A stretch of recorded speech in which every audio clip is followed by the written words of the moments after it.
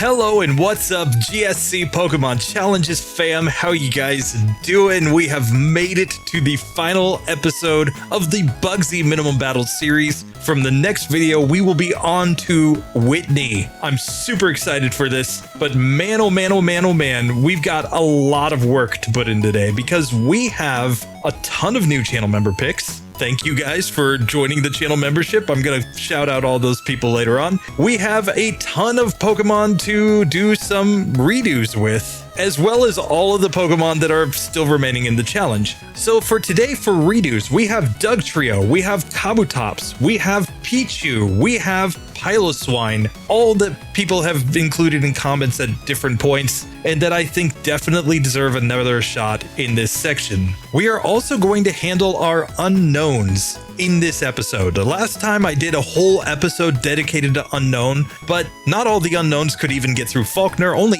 8 of the different unknown typings actually managed to beat the first gym. Now we got to test those 8 to see how many get through here. So it says 15 challengers, but you really have to add another 7 to that. It's like we have 22 challengers here. And then we've got our standard challengers. We have the Dragonair, Dragonite. We've got Mewtwo, Mew. We've got Larvitar, Pupitar, Tyranitar, Lugia, Ho-Oh, and Celebi. That's a lot of Pokemon, guys. But some of these I think are going to be pretty easy. Some I think are going to be really insanely hard. I'm really looking at you, Celebi. I am super nervous for the Bugsy fight there. But I mean, for a lot of these other Pokemon, they are legendaries or pseudo-legendaries, so we would kind of expect them to crush this section of the game. We'll just have to find out. And then when you look up at member picks, you'll notice that we are up to 15 members, and we've got some crazy sets of Pokemon coming in. We've got a Squirtle coming in today. We've got a Vileplume. We've added Weezing to the set. Heracross is going to be going all the way back to Falkner and trying to get through. Same for Remoraid. And then we've got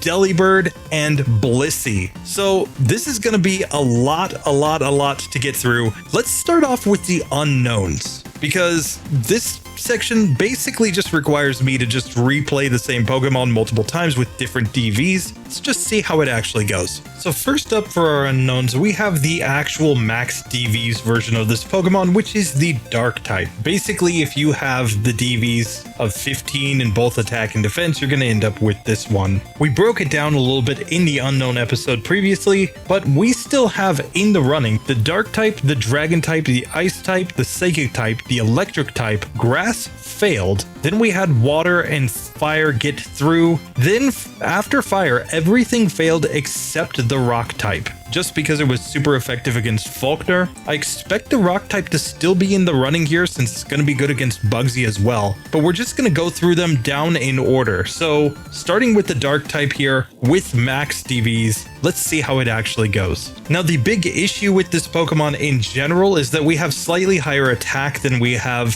special attack, and our defensive stats and speed aren't great. So we're just going to have to see if we can survive or not as we go through this. There are some where we could theoretically get items like the Hard Stone for the Rock type to try to help it get through, but otherwise there aren't any real serious like stat boosting items to use for this Pokemon's hidden powers. And of course, we learn no TMs, so we can only get through by using our hidden power, which is a 70 base power move for each of these unknowns, but that's really it. Now, fortunately, most of these moves are going to be at least neutrally effective in the Slowpoke well, so I think we're going to make quick work of these trainers, but let's find out. Now, with the Dark type, at least, it's not really hard to get to Jamesy Proton. If we do run into any walls here, I will talk about them on those specific typings of hidden power, but let's just see how the Jamesy Proton fight goes with our max DV's Dark type. So here our hidden power Dark is doing massive damage. It was a critical hit, but we did well over 50% of its HP there, so this would be a 4-hit KO normally, and that gives me the confidence that we're going to win this fight,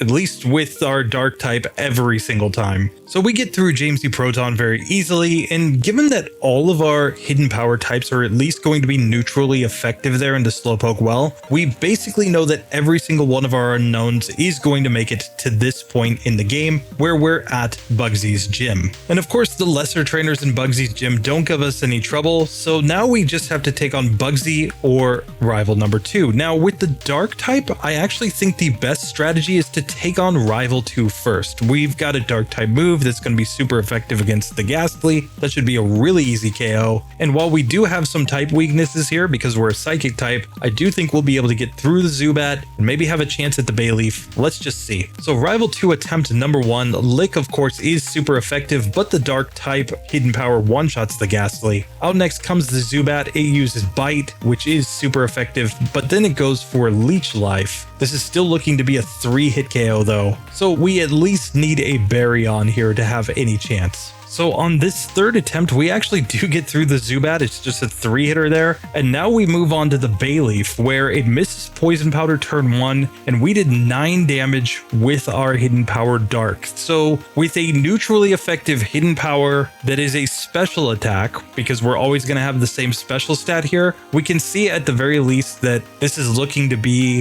a 6-hit KO. Razor Leaf, on the other hand, critical hits and just one-shots us at that point. So it's pretty clear that rival 2 is not going to go at this point. So that means that our only choice is to go and fight against Bugsy. So let's look at the stats coming in. We currently have a level 13 Dark type Hidden Power Unknown with 40 HP. We're coming in with a Berry and of course just Hidden Power with 28 attack, 22 defense, 28 special attacks, 22 special defense, and 22 speed. You do have to keep in mind there is a badge boost in attack due to the fact that we actually beat Falkner and got the Zephyr badge. Physical hidden powers will actually be a little bit stronger here, but let's try Bugsy once. Let's see how this goes. So against the Metapod, I'm going to go Hidden Power. We get a critical hit that almost one-shots. It goes Hardened, so we easily get through the first Pokemon. Scyther comes out next and starts setting up Fury Cutter, and our Hidden Power did 8 damage here. So this is a 7-hit KO in order to get through this. And there's no way that he's going to miss Fury Cutter enough times for us to get through that. It's not like a critical hit's going to get us through. It's not really even like one Fury Cutter miss is going to get us through. So the Dark type at least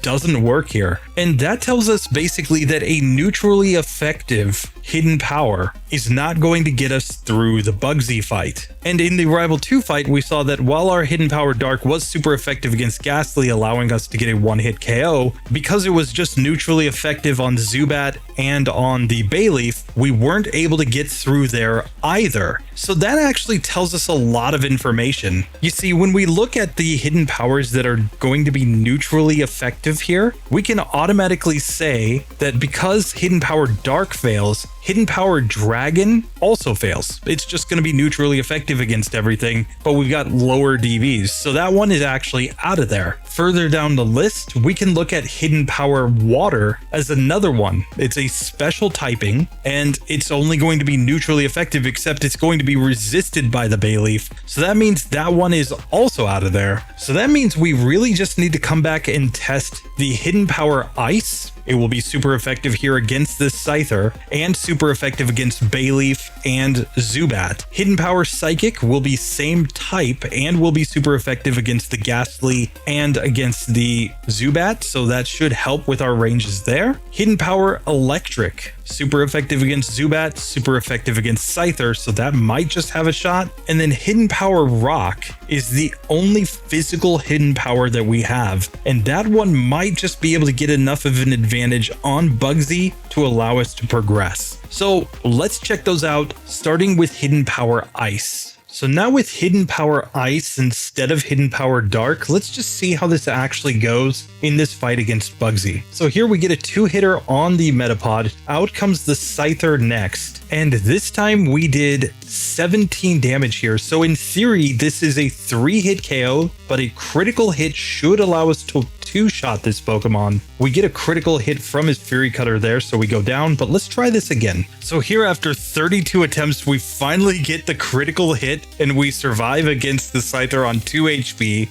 So we are able to knock that one out. We now heal with our Berry at level 14 as we take on the Kakuna. And this one, unfortunately, is a 2-hit KO. So the Ice type can get through here. It's not super consistent by any means, but it is possible. So now the question is, can we get through rival number 2 with this ice type? That's going to be tough, but let's try it. So in this case, Ghastly is a 2-hit KO with our hidden power. Zubat is just going to be a 2-hit KO here. And we get to the Bayleef with very low health, so of course we lose that first attempt. So the big issue here is we need a run where we don't get paralyzed and we don't get put to sleep by hypnosis. We finally get it here on the 4th attempt. Out comes the Zubat. We outspeed this Pokemon and it misses a supersonic. That was actually perfect. Bayleef comes out next. It uses Razor Leaf, but this is looking to be a 3-hit KO with our hidden power. So if we could just manage to get one more hit here and we survive on 1 HP, so it actually does work. The hidden power Ice is capable of beating both Bugsy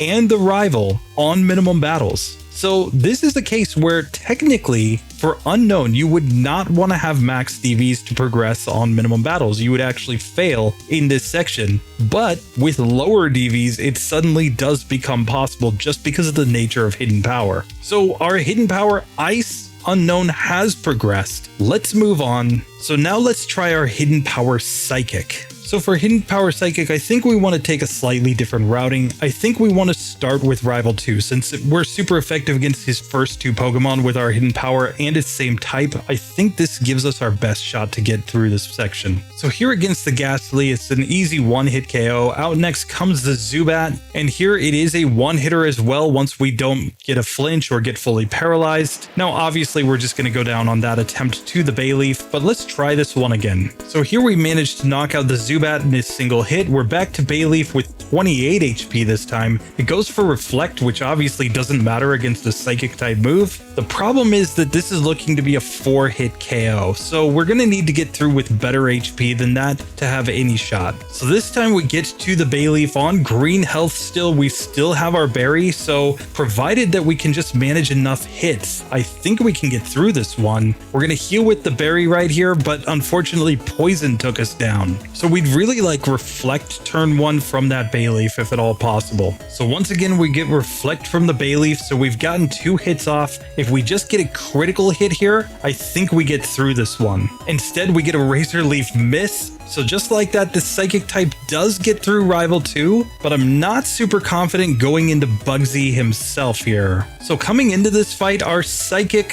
hidden power Unown is at level 14 with 41 HP. We have 30 attack, 22 defense, 30 special attack, 23 special defense, and 23 speed. Our defense is lower because of our lower DV in defense. It's actually having an effect here on our stats. I'm going to give a berry because I think this is super important. I'm not sure if we can even get through this, but let's try. First things first, we got to take down this Metapod where we will definitely get a 2-hit KO range thanks to the fact that we have a same type move. We level up to level 15 here. Fury Cutter did 10 damage the first turn, and then it's building up from there. So we've got him down to 19 HP, so we did 31 HP, so we're doing 15, 16 damage per hit here. So we clearly need 1 critical hit, and we would need the Scyther to miss. If we can get the miss on the Fury Cutter from Scyther, we have a chance here. Now, a lot of people have argued that I should actually try more for the Fury Cutter miss, given the fact that Scyther has a decent chance to miss within 3 or 4 turns. Keeping in mind, it's a 5% chance each turn that he could possibly miss us. That being said, the miss is clearly the only way that we're getting through this. So here we do get the miss. We got him down to 1 HP and then knocked him out the next turn. So now with 10 HP remaining as we level up to level 16, we're on to Kakuna, where this super effective Psychic type hidden power does get us through that fight. So all we needed was a Fury Cutter miss there in order to make that one work. We didn't actually need the critical hit. So I feel a little bit better about that one, just given the fact that we weren't relying on kind of double luck. But still, this is clearly not super consistent to get through, but it is impossible to get through with a Psychic Hidden Power. So now with our Electric Hidden Power, I think the only thing to do is go and try Bugsy first. Basically, we're following the same route that we took with our Ice type. The only difference is that we have a higher defense stat and a lower attack stat. But I think this is going to be fine. We do have to get through these rando trainers inside of Bugsy's gym though. And keep in mind, he does have one of his trainers that has a Paras, which will resist our electric type move. So we have to make sure we can actually get through this trainer. Here we can see we only do 5 damage here. So this is a 7-hit KO on this Paras. And there its scratch simply did too much damage and we could not get through. Now fortunately this Pokemon goes for a lot of powders that are only 75% accurate, and we're getting insane accuracy luck here, so we actually managed to get through on the next attempt. But now I expect to get the exact same setup that I had on Bugsy last time, just with higher defense, so maybe we can manage to get through this a little bit easier. Now it's worth noting the Metapod is a 2 or 3 hit KO range, so we actually do have to get kind of lucky there. That being said, once we get to the Scyther, it's just about getting either a miss or a critical hit in order to get through that Pokemon. So this time we do get the miss and get through Scyther. We're on to Kakuna, where it's an easy 2-hit KO, and just like that, the electric type hidden power does get through Bugsy on minimum battles.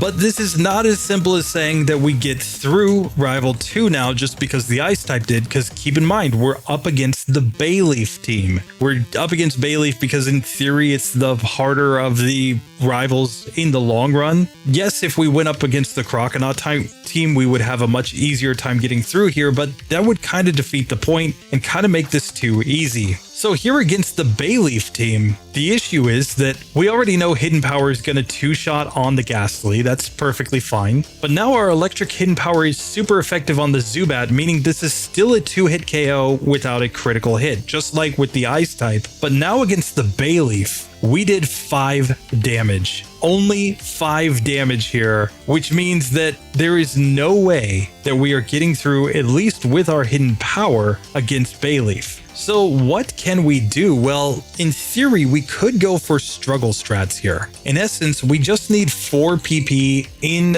Hidden Power for the first 2 Pokemon, and then we try to take out the final Bayleef using struggle. Let's see if this can work. So the issue here is that Bayleef sets up Reflect. So we do use the berry to heal up here, but we can see that we're only once again doing about 5 damage per hit. Theoretically, we'd be doing like 10 damage per hit without the Reflect up. So we kind of wanted to use like Poison Powder turn 1 against us. Let's see if we can get that kind of luck. So sure enough, we are doing 10 damage per hit with struggle when we get here without Reflect setup, meaning this is a 5-hit KO. So we would need at least 1 critical hit and 1 more turn. This is probably at least borderline impossible. So here we get the best possible luck. 2 misses with Hypnosis from the Ghastly and 2 misses with Supersonic from the Zubat. We are all the way to the Bayleef on full health. He goes Poison Powder turn 1, so we do not get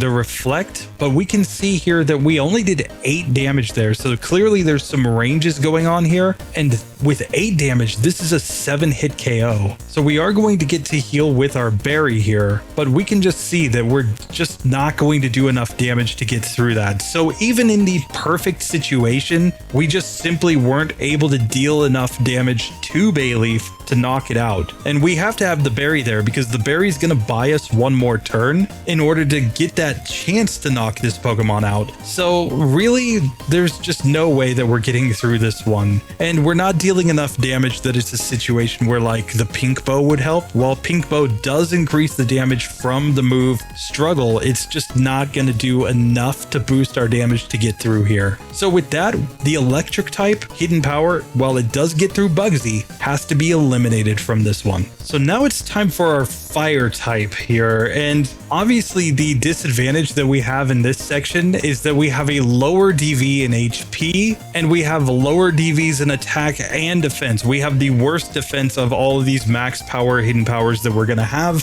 but we have a nice type advantage against Bugsy, so let's see how this goes. So I'm going to come straight to the Bugsy fight in this one. Obviously, we just want to take advantage of our fire typing that's going to be super effective here, but I'm not sure if we're even going to one-shot Pokemon or not. Let's just see how this goes. So first against the Metapod, we do not quite get the one-hitter. It's probably a range here, but 2 hits does knock that Pokemon out. Scyther's out next, and we kind of already know this story. We need at least a miss or a critical hit in order to get through this fight. So there we finally get the critical hit after 9 attempts against Bugsy, and of course the Kakuna just goes down in a single hit. So just like that, we have managed to beat Bugsy. Now we have to see how we do against the rival. Now I'm still going up against the Bayleef rival here because this is all basically the same save file, just repeated with different DVs. But it's questionable if we'll even be able to get through, even in this situation where we have a super effective move.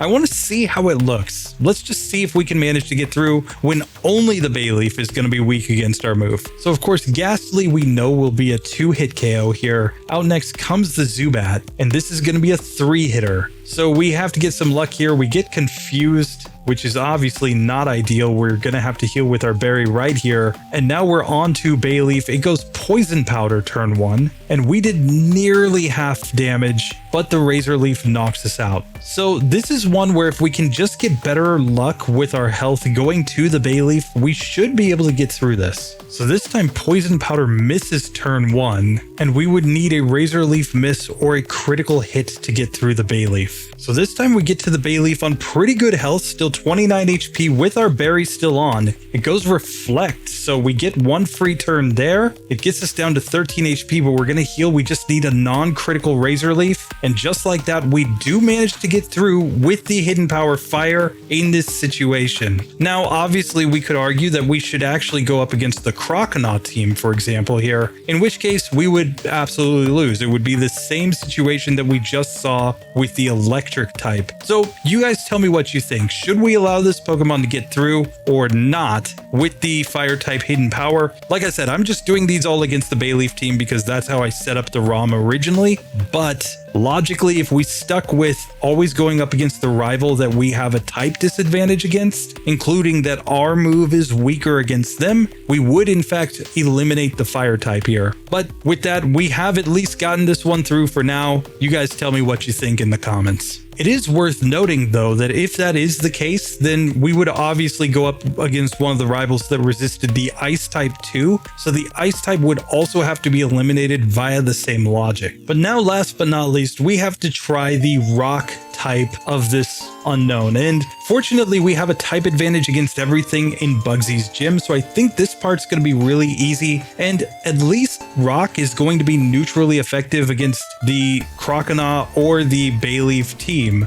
though it will be super effective against that Zubat either way. So at least if we can get this one through, we'll have a second legit Unown that gets through this section on minimum battles. But obviously we're going to want to start off on Bugsy himself because we've got a 4-time super effective move against that Scyther. This should theoretically be the easiest of all of the Unowns that we've done so far, but let's just see. So against the Metapod, we're going to go with our Hidden Power Rock. It's going to be a 2-hit KO here still. Out comes the Scyther though, and this is where I expect the huge advantage. This is going to be a 2-hitter, so even after he quick attacks us there, it doesn't matter. We easily get through, and without even adding on a berry, we're going to manage to beat Bugsy on the first attempt and get to level 15. So in spite of the fact that Hidden Power Rock has by far and away the worst stats of these, we're basically going with a 13 DV in attack and a 12 DV in defense here. We're still ending up getting through Bugsy, the easiest of all of the Unowns that we had in this episode. Now, of course, the question is, how do we do against rival number 2 with this Unown? We're definitely going to need a berry for this one, but let's see if we can get it to go. So starting off against Ghastly, obviously it has lower defense than it has special defense, but still this is going to be a 2-hit KO either way. Onto the Zubat, our super effective move actually gets a 1-shot there. That's very nice. we've made it to the Bayleef on pretty decent health, and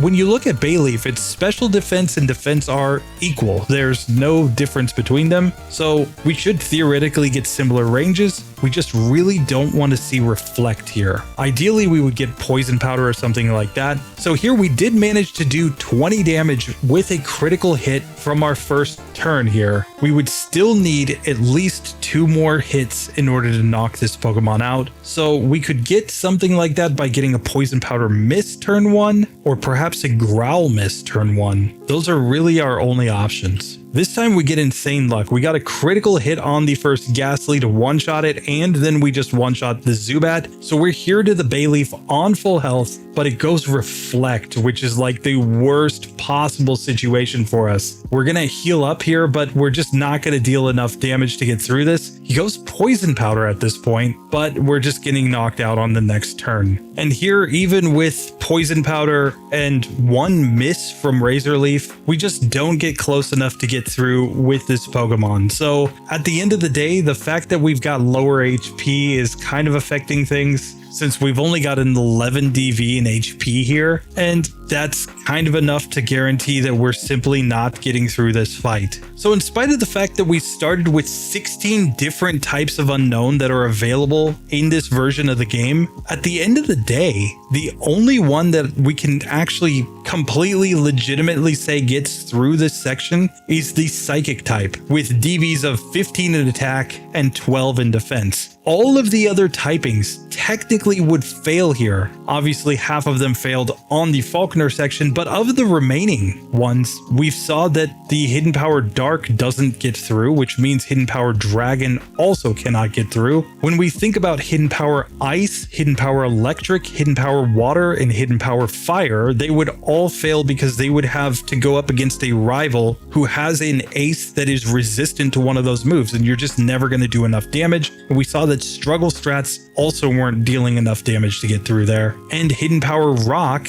in spite of the fact that it was neutrally effective against the Bayleef, just simply doesn't get through there. Now, you could argue that if you went up against, say, the Feraligatr, it might use Scratch or Rage rather than a super strong move like Razor Leaf, and then you'd probably be able to get through. But we're trying to go up against the toughest rival, and in that sense, the Bayleef is probably the right one for that Hidden Power Rock, and it just doesn't work. So from 16, we are down to 1. So Unown did get put in the past with Struggle Column because I was using Struggle Strats in one of those. I will get that updated. That technically, we should put this in the fail column because on max DVs, it fails against Bugsy, but with the caveat that Hidden Power Psychic only can pass this section. We will want to still have that Pokemon in the next section with its Hidden Power Psychic. But now with the Unown section done, let's move on to the redos from previous runs. We have to start off with Dugtrio and Piloswine, 2 ground types that people argued I put up against the wrong rival. In the case of Dugtrio, I had originally put it up against the Croconaw team, but as many pointed out, the Bayleef team is technically the harder one. Now, since we managed to get through Bugsy, we're not going to rehash that part. Let's just get straight to the Rival 2 fight against that Bayleef team. So picking up with our Dugtrio just before Rival 2, we are at level 15 with 41 HP. Our moveset is pretty cool. We've got Tri-Attack, Scratch, Growl, and Magnitude. We're holding a Berry, and we've got 34 attack, 25 in defense and special attack, 31 special defense, and 46 speed, so we're going to outspeed everything. We basically just need to get a really good Magnitude turn 1 on the Ghastly, and then we just have to try to knock the rest out, I think, with Tri-Attack. So here we get an easy one-hitter on the Ghastly. Bayleef comes out second, and this is where we need a Tri-Attack, ideally with a good status. But we do survive the first Razor Leaf, then we freeze it solid, and here it's just a 4-hit KO with Tri-Attack, no critical hits needed. Onto the Zubat, this is going to be a 2-hitter and we paralyze it, so it's an easy victory. So the fact that we had access to Tri-Attack basically makes this one trivial, that even if we went up against the Bayleef team, which is technically harder because it would do more damage to us with its Razor Leaf, we still survive a Razor Leaf. It wasn't even like we were in a 2-hit KO range there, as long as it doesn't get a critical hit at least. So that one's always just going to be about getting a status on Bayleef so that we can, paralyze it or freeze it, ideally the freeze, so that we can take it down just like that. So with that, Dugtrio stays in the winners column. It does not need to reevaluate whether or not it can get through this section. The rival just doesn't matter. But next we need to retry Piloswine, and Piloswine's interesting because it actually did go up against the Bayleef team, but it knows Powder Snow, which is super effective there. We want to try that instead against the Croconaw team, where it doesn't have any super effective moves. Can it still progress through Rival 2 in that situation? So once again, let's pick this one up right at Rival 2. So picking up Piloswine at Rival 2, we are coming at a level 14 with 57 HP. We have Powder Snow, Horn Attack, Endure, and Mud Slap as our moveset. We're going to have Mud Slap because we might just need to go accuracy strats to get through that Croconaw. We're going to hold a berry, and we're coming in with 38 attack, 32 defense, 26 in both specials, and 24 speed. Let's see if we can manage to get this one to go. So first things first, against the Ghastly, I'm going to go for Mud Slap. This is going to be a 2-hitter. We are slower, but we don't take any damage, fortunately. Croconaw comes out second, and this is the Pokemon that I think we really need a Mud Slap on in order to get, hopefully, its HP down enough. We take 20 damage from the first Water Gun, but we are still a 3-hit KO range here, and we have a Berry on, so we should actually be able to survive 4 Water Guns.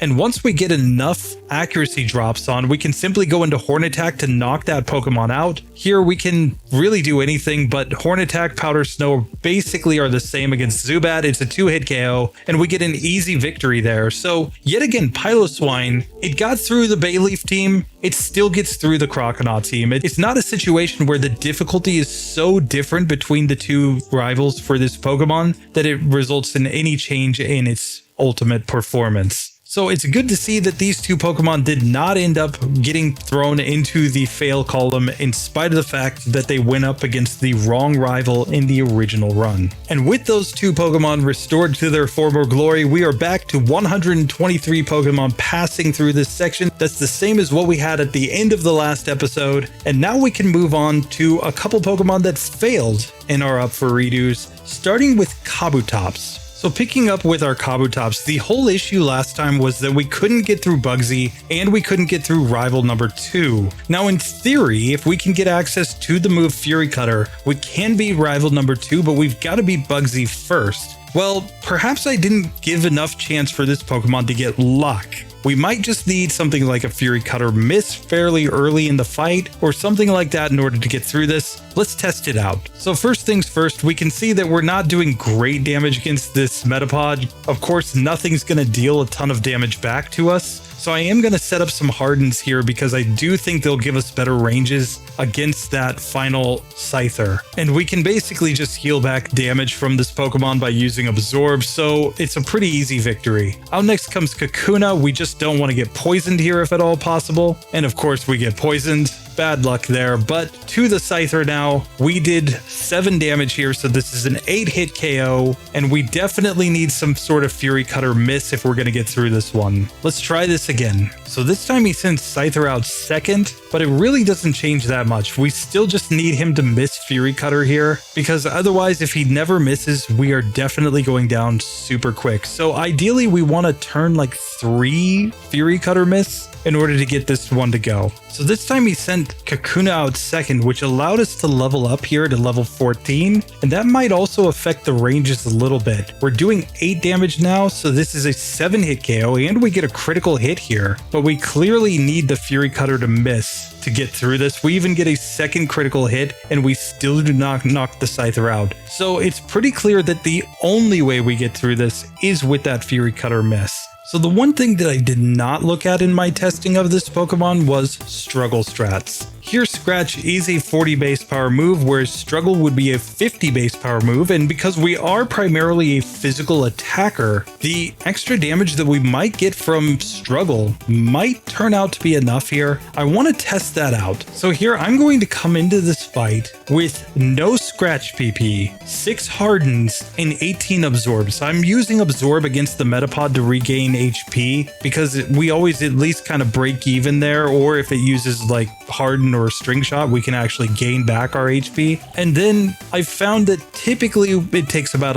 18 or so absorbs to get through that Metapod. Let's just see if this works or not. So this time we actually get through with one extra absorb. That's basically fine. And now we're struggling on this Kakuna. Obviously we would have to struggle down both Kakuna and the Scyther, but we get poisoned. Let's still at least see what the range is on the Scyther here. So now we do 9 damage here. And with 9 damage, this turns into a 6-hit KO without a critical hit. So it is a little bit closer. We're still going to have to get some luck here, but this might just be possible. So this time we do get through the Scyther. The problem is we only have 5 HP left for Kakuna, and we simply struggle ourselves down right there. Now, it's possible that if we got an earlier miss from Fury Cutter from that Scyther, we might have been able to get through. That time we just got through due to critical hit luck, but this is really luck based. It's definitely not what I would consider a consistent strategy by any means. I am still going to reset a few more times to try to get that level of luck, but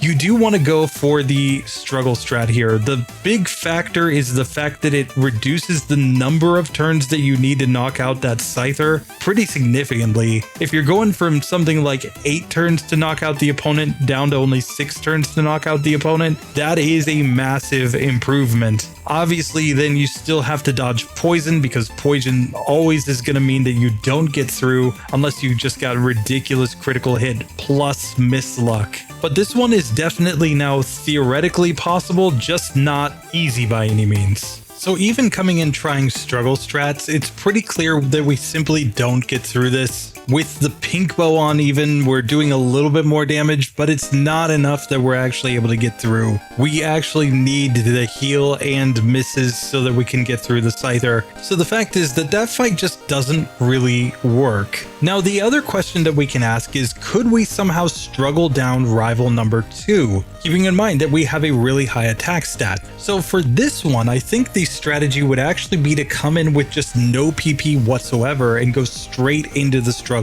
Let's just try this, because we have seen some Pokemon come into this fight and just use struggle the whole way. So Ghastly goes down in 2 hits. Bayleef takes 8 damage here, so it's still a 7-hit KO, and we simply get knocked out. So as much as people want this Pokemon to be saved, I've done well over 50 attempts already against Bugsy. We've already seen that Rival 2 is not possible because of Razor Leaf. So Kabutops, unfortunately, even with a bunch of redos, it just doesn't get there. Now, there is of course a logical way we could get a Kabutops through this section, but it would involve an egg move. Of course, one of the egg moves for the Kabuto line is Aurora Beam. If we had Aurora Beam, we would be able to use that on the Scyther in order to get a much better range. And once we had beaten the Scyther and gotten access to Fury Cutter, I think it's just a matter of luck to get enough Fury Cutters to build up so that we can knock out the Bayleef. Anyway, that does it for Kabutops. Now we have to try one more retry, which is Pichu, the only Pokemon in this entire set that failed on the Slowpoke well. So last time with Pichu, the issue was this first rocket with his 2 Rattatas. Now, coming in at this point, he's gonna be faster than us, but I'm gonna paralyze him, and I'm gonna use Charm on these Pokemon. He can go for Quick Attack is the problem. And here, these are 4-hit KOs with Thunder Shock, so we get knocked out pretty darn easily. Now, the recommendation that was made to me was to add the move Swift. The logic here being that once we learn Swift, we can simply use that move in order to deal more damage to our opponents. The question is, what move do we want to forget?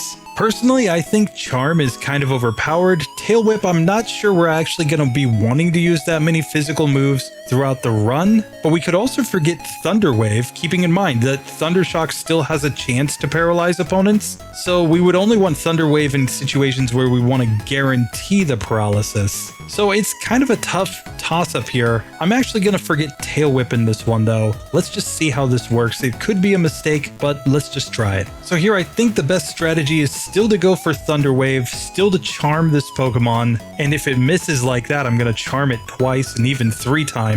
Now we go for Swift, and Swift did about 8 damage there. Then it got a critical hit on us, which is terrible, so we failed that attempt. But even with Swift, it doesn't really seem to be working, so the best strategy I can think of now is to add on Mud Slap, with the logic being that instead of Charm, we're going to Mud Slap opponents, trying to reduce their accuracy so that we can get through this. So at this point, my strategy is basically to Thunder Wave and then to just start Mud Slapping and hoping that we get misses from our opponents. Now this is much more of a YOLO strat, like we aren't really expecting that this is going to work most of the time, just because the accuracy strats have been completely nerfed in this generation. So just like that, we do get through the first Rattata with the berry still on. We have to use the berry immediately after that though, and we need an awful lot of misses here to get through this one, and we just don't quite get it on that attempt. So the only other strategy that I can really think of here is to just go all in on Mud Slap, hoping to get a lot of misses from our opponents. You have to keep in mind the way the AI works here is that if it knows that it can knock you out on the next turn, it's always going to attack you. And if it was slowed down by something like Thunder Wave, it's basically always going to go quick attack to try to hit you first. So we have to get to the second Rattata still with enough HP that we could theoretically get through it.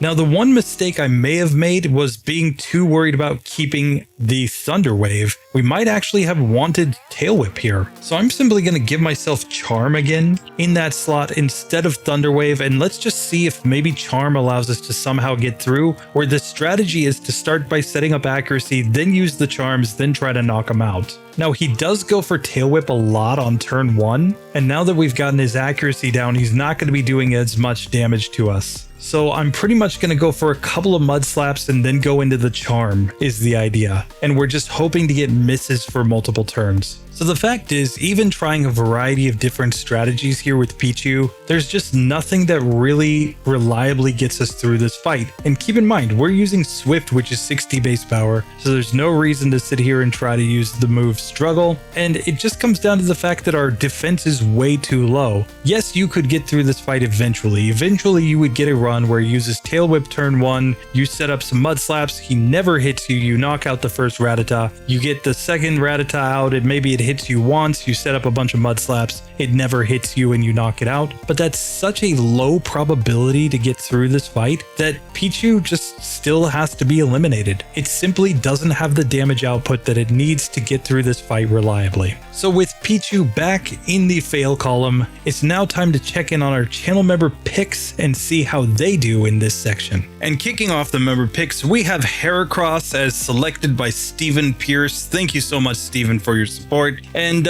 he wanted to name it You're Done Son in honor of his son Jacob and my son Katsumasa. Thank you very much for that too. Let's see if we can get this Pokemon through with Flail strats. Now, of course, the issue for this Heracross was Honest Abe back in the Falkner section, where we simply took too much damage from the Spearow. But I'm gonna just see, we survive on 1 HP there from a single peck, and we're actually able to knock Spearow out in a single hit with Flail. Fortunately, Stephen Pierce even tested this in advance to tell me that was the strategy. And now we have Horn Attack, we have Flail. I think we have everything we need to get through the rest of this gym. So now coming into the Falkner fight, we have a level 7 Heracross with 30 HP, Tackle, Leer, Flail, and Horn Attack as the moveset. And we've got 24 attack, 17 defense, 12 special attack, 20 special defense, and 19 speed. Let's just see if this is enough to actually beat Falkner now. So first things first, on the Pidgey, it doesn't know any flying type moves. We're just going to use Horn Attack here, and it's an easy 2-hit KO. Out next comes the Pidgeotto as we get to level 8. We are faster, and we had to heal up right there. Let's just see how much damage we actually do here, because it is knocking us out. We might not want to have the berry on here. This might be a situation where the berry is actually to our detriment, stopping us from getting a strong Flail. Let's try this again. Now, the fact that we're faster makes me think that the best strategy might simply be to let the Pidgey get us way down low on health. That's about as low as we can get, and then we can knock that Pokemon out. And here against the Pidgeotto, we did about half damage there. So this is where we might actually want the berry back on this Pokemon. Let's just test this out one more time. And just like that, Flail on low HP does allow us to knock out the Pidgeotto, and we're moving on. So really, we just needed to have like 3 HP remaining there, and we were able to just get the one hitter. Obviously, the power of Flail depends on the percentage of HP that you have left, so it's just a matter of getting that percentage low enough. But with that done, we can now move on to the Slowpoke well section, where I don't think we're going to have a lot of trouble with the rockets down there. Like, yes, as a bug type, we don't necessarily like things like Poison Sting, but I think we're going to deal enough damage to just get through there pretty darn easily. And sure enough, we get to Jamesy Proton with no difficulty whatsoever in that section. So here, we're just going to go Horn Attack until he gets me on low health, if he gets me on low health. Otherwise, we can easily just take this Pokemon down from here. So just like that, we have beaten Jamesy Proton, the whole Slowpoke well, and it's time to go to Bugsy's gym. I'm actually going to take Bugsy on first here. Obviously, we don't currently have a move that can hit a ghost, so I think we want to get access to Fury Cutter. So coming into Bugsy with our Heracross now, we're at level 12 with 45 HP, Horn Attack, Leer, Flail, and Endure. I just added that onto the list since we leveled up. And we have 39 attack, 27 defense, 18 special attack, 32 special defense, and 29 speed. Let's go ahead and just slap a berry on and see if we can get through the Bugsy fight. So first things first, against Metapod, we're just going Horn Attack. It's looking to be a 3-hit KO here. Out next, we get the Kakuna. We get a critical hit turn 1, so it's a 2-hitter, easy game. Scyther comes out next. It's going for the Fury Cutter strats. And here we're basically just watching for it to get our HP really low, but it misses a Fury Cutter, and just like that, we easily win on the first attempt and get to level 14. So now we want to learn a TM. Obviously, we have to learn something so that we can hit a ghost. I'm going to learn Fury Cutter here, and the question is which move to forget. Now, Endure with Flail actually, in theory at least, has some value in the sense that if we find a really tough opponent, we could use Endure to guarantee that we survive on 1 HP, and as long as we're faster than that opponent, on the next turn we could use a really powerful Flail. So I actually think I'm going to keep Endure here. I'm going to forget Leer. Could be a mistake, but we're going to try to build up a lot of Fury Cutter in this next fight, so let's just see if it actually works out. So rival number 2, we're going to go Fury Cutter right off the bat. We missed the first one, and now we're just slowly building up. It's obviously going to take an awful lot of turns to build up Fury Cutter here. So here we do knock that Pokemon out. Let's just see how much damage we do with our Horn Attack. We did 15 damage, so that is going to be a 4-hit KO against the Quilava. Now on low health, we might just be able to get through there. Let's see if we can get a better range on that first Ghastly. So here we actually get Quilava swapped out from the first Ghastly, so we actually managed to knock that Pokemon out. But now we still have to build up our Fury Cutter on the first Ghastly, and we're paralyzed, so this is just not going to work out in this one. Still, it's kind of interesting that he has a chance to swap to the Quilava on turn 1 even. So here I'm going to use Endure to just guarantee that I survive. And of course he went for Smokescreen the turn that I did that. So this time we get through the Quilava on really good health. We have a Paralyzed Cure Berry on specifically to help out against this Ghastly. So we're just hoping that we can heal the paralysis and then hopefully build up our Fury Cutter enough to knock this Pokemon out. The problem is it just gets so many paralysis on us. So we need better luck than that, obviously, if we're going to get through this one. So this time we get a much better range there, and we still had the Fury Cutter completely built up, so we're able to do massive damage to Quilava. We knock it out in 2 turns. Now on the final Zubat, we're just going to use 2 Horn Attacks, and we get through. So it took a lot of work to get that one through. It's not like the Rival 2 fight was super consistent or anything, but we did manage to beat the Rival and Bugsy on minimum battles with a Heracross. It simply takes access to Flail in order to get it to go. So with that, just a massive thank you to Stephen Pierce. I hope you and your son enjoy watching the videos, and I appreciate your comments, man. You've given me a lot of good feedback, so just thanks. Let's keep it rolling. On to Whitney. So up next on the member picks is Squirtle, selected by the channel member Haken Bacon. Hope I'm saying that right. He decided to name this one Shell Shocker and give it access to Zap Cannon. Now, I'm not sure this is actually going to help that much because remember, we got through Bugsy with this Pokemon. It was Rival 2's Bayleef that was the issue. We are outsped and we just could not get the luck to get through that. That being said, Zap Cannon, if it does hit, is I believe basically guaranteed to paralyze the Bayleef, and maybe, just maybe, that gives us the luck to get through. Let's test this out. So first things first, against the Ghastly, I'm just going to go for Water Gun, and of course we get put to sleep, but once we do manage to wake up, we now get paralyzed. Oh, good job. So it takes 2 hits to knock that one out. Here, Bayleef goes for Reflect and for Growl here. So we're just not getting through on that one because we didn't have enough PP. Sorry, I had to recover PP and I had just added on Zap Cannon with Game Hook. Sorry about that. Anyway, let's try this again. So back to the Bayleef, we paralyze it, and after it uses Reflect, technically we want to just use anything that's not a physical move. But now this may be the spot where we actually do want to have Mud Slap. So I'm going to learn Mud Slap over Tackle here, because I don't think we need Tackle at the moment. And what I think we need to do is to paralyze the Bayleef and then go crazy on the accuracy drops. So we're to the Bayleef on full health, it Reflects. And of course, Zap Cannon is just very inaccurate, so this is going to take a few attempts. So this time we get the Bayleef paralyzed. Now I'm going into the Mud Slaps, and it gets a critical hit Razor Leaf. But this is just going to come down to the luck, basically, of getting a ton of misses. We've already seen it with Pokemon like Suicune, so we know this is not impossible. So it takes tons of attempts here, but we do finally manage to get through the Bayleef. We level up and we get to learn Bite. I'm going to learn Bite over Mud Slap, I think. I don't really think we need to have Mud Slap for the rest of this run. We can always learn a move like Dig if we really want a ground type move. And here we are faster than the Zubat, so I am going to bite it, but we didn't get the flinch. That's all I was looking for, was a flinch there, and we just couldn't get it. But now after over 50 attempts on this, I finally get a run where I'm still on green health getting through the Bayleef, and we get to come into the fight now against this Zubat with decent enough health to reasonably get through. We could even go Zap Cannon here and get the 1-hit KO. So was that reasonable? Probably not.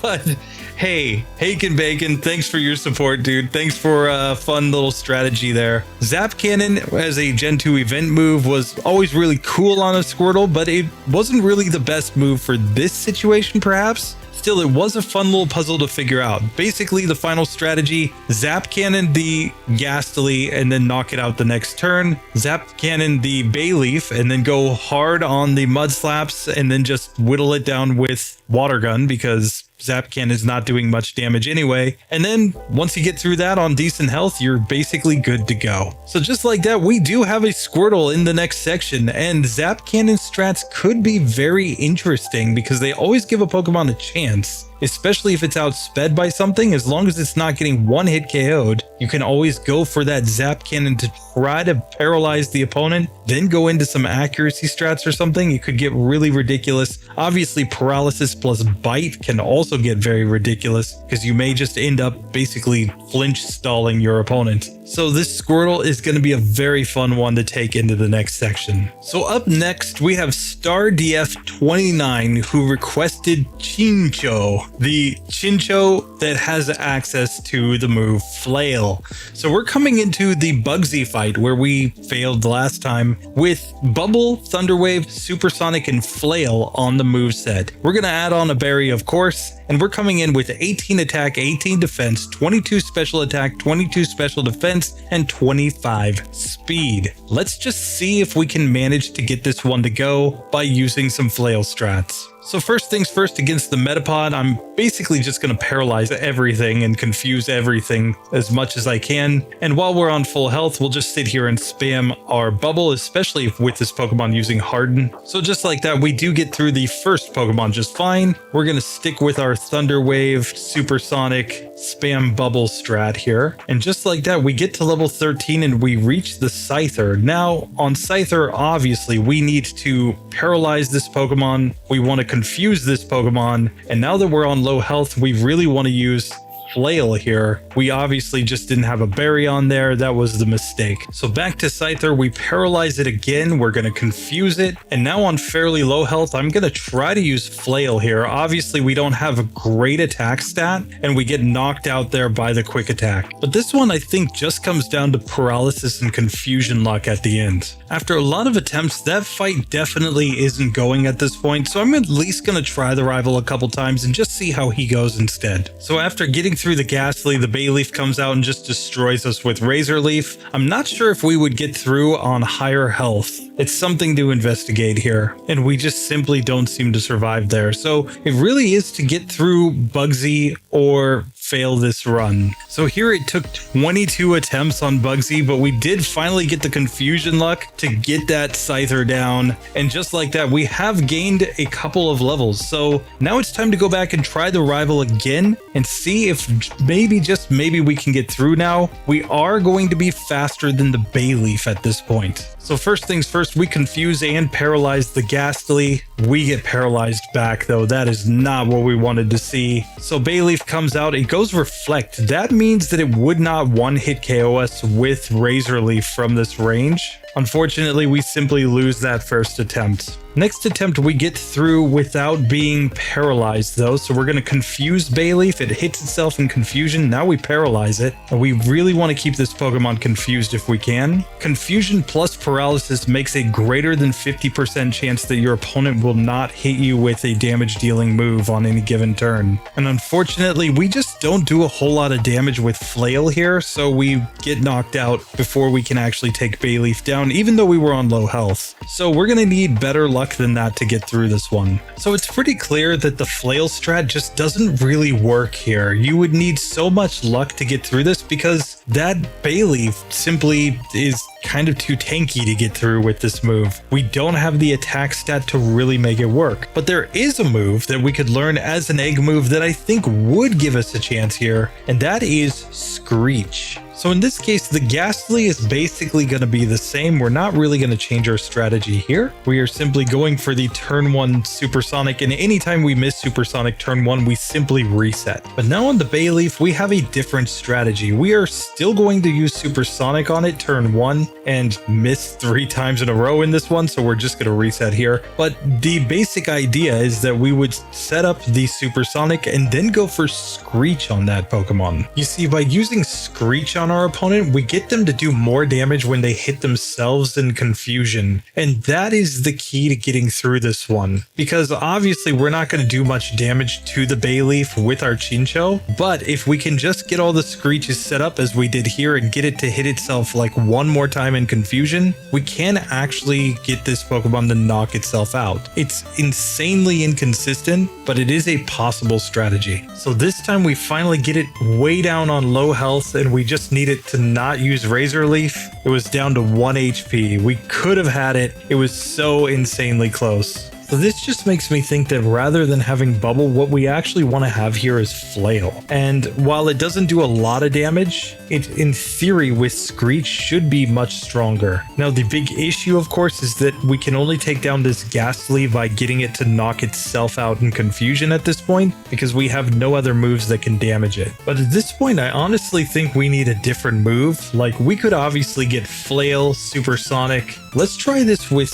Bubble and Screech on the moveset. So now we don't have access to paralysis, but keep in mind we would have learned Flail at level 13 anyway. So now we have to confuse Bayleef. We need to Screech at it, hoping that it hits itself in confusion multiple times. We just don't get the luck that time. And now on low health, we do manage to knock out that Pokemon. The problem is we only have 4 HP here for the Zubat, and we do not knock it out before Poison takes us down. But it seems like no matter how much I try this, it simply does not work. Like, yes, you'll get the luck eventually to get through this, but after nearly 100 attempts, we have not made any headway. We've seen Zubat exactly once in that nearly 100 resets. So instead, I think the real way that you get this Pokemon through would be by taking advantage of the fact that when you breed a Pokemon, you can pass down its level up moves from its parents. So as long as both parents know the level up moves, in theory a much higher level Lantern or Chinchou, you could simply give it a moveset of Flail, Water Gun, Confuse Ray, and Spark. I'm doing this so that it's not completely overpowered because we could give ourselves like Hydro Pump here and whatnot. But let's just see.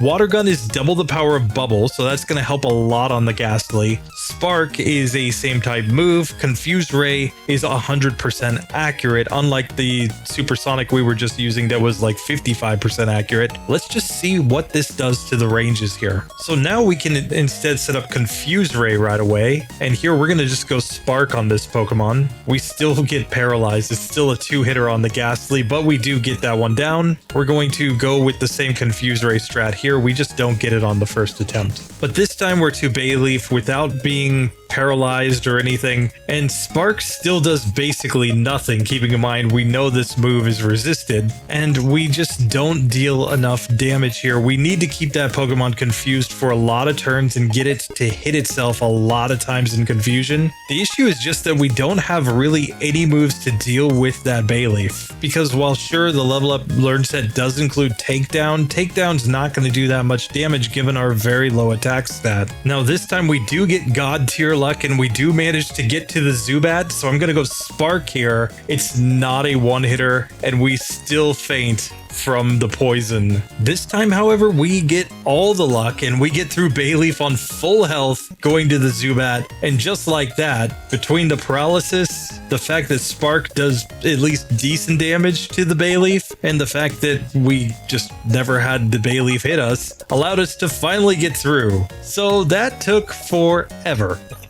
But there we go. Chinchou, that is what it would take to get a Chinchou through rival number 2. It is absolutely terrible to get this Pokemon through, but StarDF29, you've done so much for the channel by doing just awesome recaps on every episode. It must take tons of time to do that, so I don't feel too bad going completely broken here and giving you just the best Chinchou ever at this point in the game. Still, Chinchou is definitely not completing this challenge anywhere near on its normal moveset and normal settings. You would have to go really broken really quick to keep this Pokemon in the running. So basically, Wooper and Chinchou are the two Pokemon that we've had to go completely broken movesets in order to just get through Rival 2. So now that we've completed a kind of difficult one, let's try an easier one. Dead Rise for No One. Thank you so much for joining the channel membership. He chose to save Remoraid, and Remoraid can get access to Aurora Beam and Octazooka via breeding. You just need an Octillery parent and you can get those two as egg moves, funny enough. And these moves I think are going to allow us to get through. They're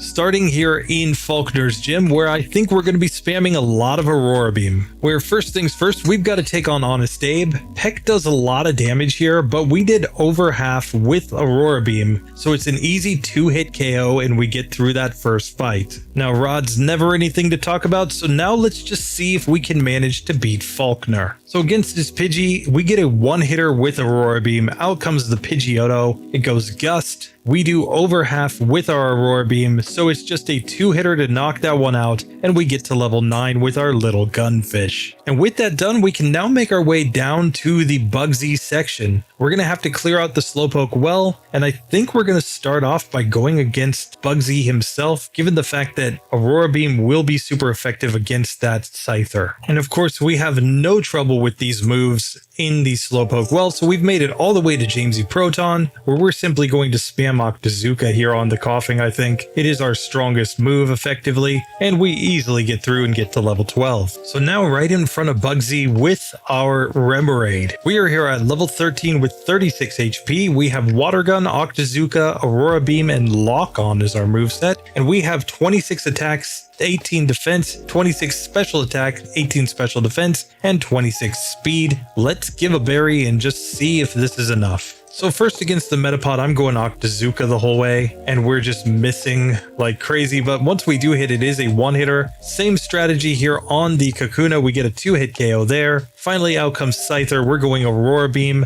and it did about 15 damage. So this is going to be a 4-hit KO. We did get an attack drop, and we get a heal with our berry here, but we might need a miss from that Fury Cutter. So back to Scyther, this time on full health. He misses Fury Cutter there, and now I think we've just guaranteed the victory. He can't build up fast enough, and we knock him out. We get to level 15, and just like that, we are on to the rival. And with 30 speed, we should outspeed against the Bayleef, and that may be the key here. We just have to see if we can deal enough damage to get through that Pokemon. So Rival 2 attempt number 1. I'm just going for Octazooka on the Ghastly. This is going to be a 2-hit KO still. Let's just see what the range looks like on the Bayleef. It goes Razor Leaf and critical hit one-shots us. Let's see if it doesn't get a crit, what kind of range we get. So here, moving first, we did 21 damage with our Aurora Beam. So we have to survive at least one Razor Leaf and get a critical hit here in order to get through this fight. And we simply did not survive there. We got to find out if there's any range where we can survive. So this time we're to the Bayleef on full health. We lowered its attack. We survive on 3 HP. So this is technically possible, but we need either a critical hit or a miss from the Bayleef. And we basically have to get to the Bayleef on full health to have any shot. So what we can get from this Ghastly, of course, is something like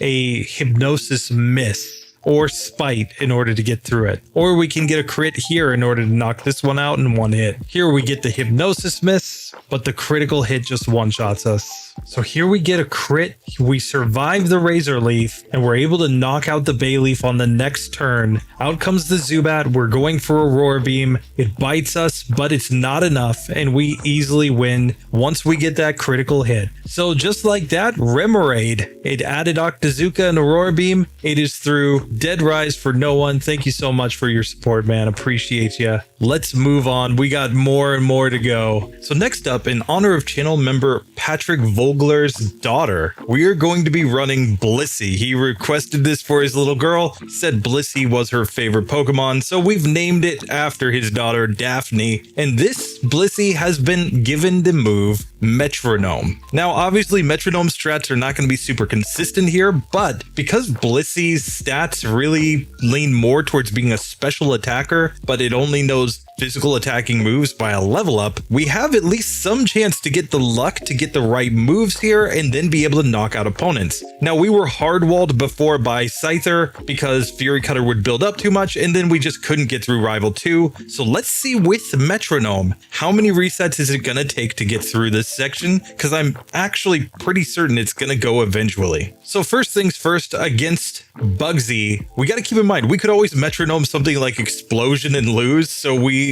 do have to at least consider that we're going to have to reset a few times here. Fortunately, we can basically just go Pound here, even though Pound's going to do very little damage on the Metapod, because we know that we're going to be able to heal up midway through this battle. Soft Boil does have the potential to make this a really, really good Pokemon. But now on the Scyther, we need to get a good Metronome move, and we just don't get one on that first attempt. So I think we really do need to get a good Metronome on the Kakuna and on the Scyther in order to get through this. So this time we Fire Blast the Kakuna onto Scyther now, where Growl might have some value here, but we get a Fire Blast that nearly got about 60% of its HP off, and we simply can't get another good Metronome move, so we lose. So this time we get to Scyther with no poison on. We get a Super Fang, we get Glare to paralyze him. I'm going to use this opportunity to heal because now he's using Quick Attack, and now I'm going to growl at him a lot. So now with his attack stat significantly reduced, I'm going to Soft Boiled to heal up, and I'm just going to go into Pound here, because if he stays paralyzed, he's not going to be able to deal enough damage. And just like that, we do finally get through the Scyther, and it didn't even come down to using a super effective move there. It came down to the paralysis setting up all the growls, healing up repeatedly with our soft-boiled, but we were able to get it to go. So now Patrick's daughter, Daphne, is going to take her shot at rival number 2, where obviously we have to use something in order to get through the first Ghastly. We're basically going to hope for a good metronome there, and then hopefully we can just stall out the team after that. So first things first, against the Ghastly, we use Drill Peck that did decent damage. We do get put to sleep here. We really don't want it to use Spite. Here we get Octazooka to finish that Pokemon off. Now we use Swords Dance and Mega Kick to knock out the Zubat. Bayleef comes out. Fortunately, we've got really good special defense. We metronomed Mud Slap here. Metal Claw, Sleep Powder Mist, then we got a Slam, and our final PP was into Wrap. So now we just pound and we knock that Pokemon out. So just like that, with the addition of Metronome, Blissey does get through this section. It wasn't necessarily the prettiest. Obviously, with Metronome strats, it's never going to be super consistent. But as we go into the next section, we're going to be able to get a lot more moves for this Pokemon that might just make it really good as we continue in this challenge. I'm not sure how long we're actually going to have to keep Metronome on the moveset. But for now, we got through that entire section. Thank you so much, Patrick, Vogler, and your daughter Daphne, for watching the channel and just supporting me. Really appreciate you guys. And with that, let's move on to the next channel member. So up next, we've got Sable Mike, who is saving his Wheezy. He said it's a Harry Potter reference, but when I hear Wheezy, I immediately go to Lil Wayne. You know, whatever works for you. But anyway, we are saving this Weezing with the move Psybeam. So the whole issue for this Pokemon was that while it beat Bugsy just fine with its normal moveset, it couldn't take down Rival 2 because it only had poison type moves to use against the Ghastly, and because it has self-destruct on the moveset, it technically cannot get to struggle strats, so it couldn't even struggle down the Ghastly and try the rest of the team. With Psybeam, however, I think we've got a decent shot here. Let's try Rival 2 and see if it works. So first things first, against Ghastly, we are going Psybeam. We get a one-hit KO there. Zubat comes out. We're going to do more of the same. We get another one-hitter. And now the Croconaw comes out. And Psybeam is really our strongest move here, I think. I don't know. Maybe we want to poison this one if we can. There, we get the poison on. We're going to heal with a berry. And now we'll just go back into the Psybeam spam here. He goes Leer. And we win on the first attempt, getting to level 16. Now, the reason I kept self-destruct on the moveset here is because technically when you learn egg moves, they would come in, they would like push the first level up move that you have like up off the list. So technically it would be Poison Gas that would go off the list, and then Psybeam would join the list down at the bottom. That being said, you can do whatever you want. If you could just choose which move to get rid of, obviously self-destruct is the one that's completely useless here. But just like that, we are moving on in the game. And fortunately, this is another Pokemon that's going to get a little bit more coverage in the next section. So by the time that we get to Morty, a move like Rollout will be available legitimately, which will give us yet another way to hit ghosts. Still, we'll have to see how it actually works out. For now, Sable Mike, thank you so much for your support, man. If I mispronounce anybody's names, by the way, just let me know. Last time I mispronounced Cake King, I pronounced it Kake King. You know, I just tend to default to the like Japanese pronunciation of things when I don't know otherwise. But yeah, if I mispronounce, just drop a comment down below. I will get it corrected in future videos. But with that does it for all of the channel members that got me their picks in time for this video. However, there were 3 more channel members that did not get their picks in time, which means I get the opportunity to throw some Pokemon out there for them and see how they progress. Now, one of the things that we have to decide is how to handle Pokemon that are no longer supported by a channel member. In this case, the legendary Flareon, or as you know it, Flailion. It was supported by Bintendo in the last section. Unfortunately, Bintendo, after about 6 months of channel membership, decided not to renew. So in this case, I'm going to go to whoever has not given me a pick in time and has the shortest duration of channel membership and assign the Pokemon to them. Now, that means that Shubham Varshini, you are now the proud owner of a Flailion. Of course, if you want to change this later on, you just drop a comment for me down below and we will get you the Pokemon that you prefer. But for now, Flailion, he's a legend of the channel. Let's see if he can keep going in the next section. So Shubham, thank you very much for your support. I hope I'm pronouncing that correctly. If I'm not, yet again, tell me in the comments. But so then in the case of the other channel members that didn't get me picks in time, what I'm going to do is go back through comments and super chats in order to decide what Pokemon to give them. And I got a super chat requesting a Delibird with the move Aurora Beam. Obviously, this Pokemon failed against Bugsy and rival number 2 because Present was far too inconsistent, but with Stab Aurora Beam, it might just be possible. So we're going to assign this Pokemon to TTC345, longtime channel member here, as well as over on RBY Pokemon Challenges. Let's see if TTC's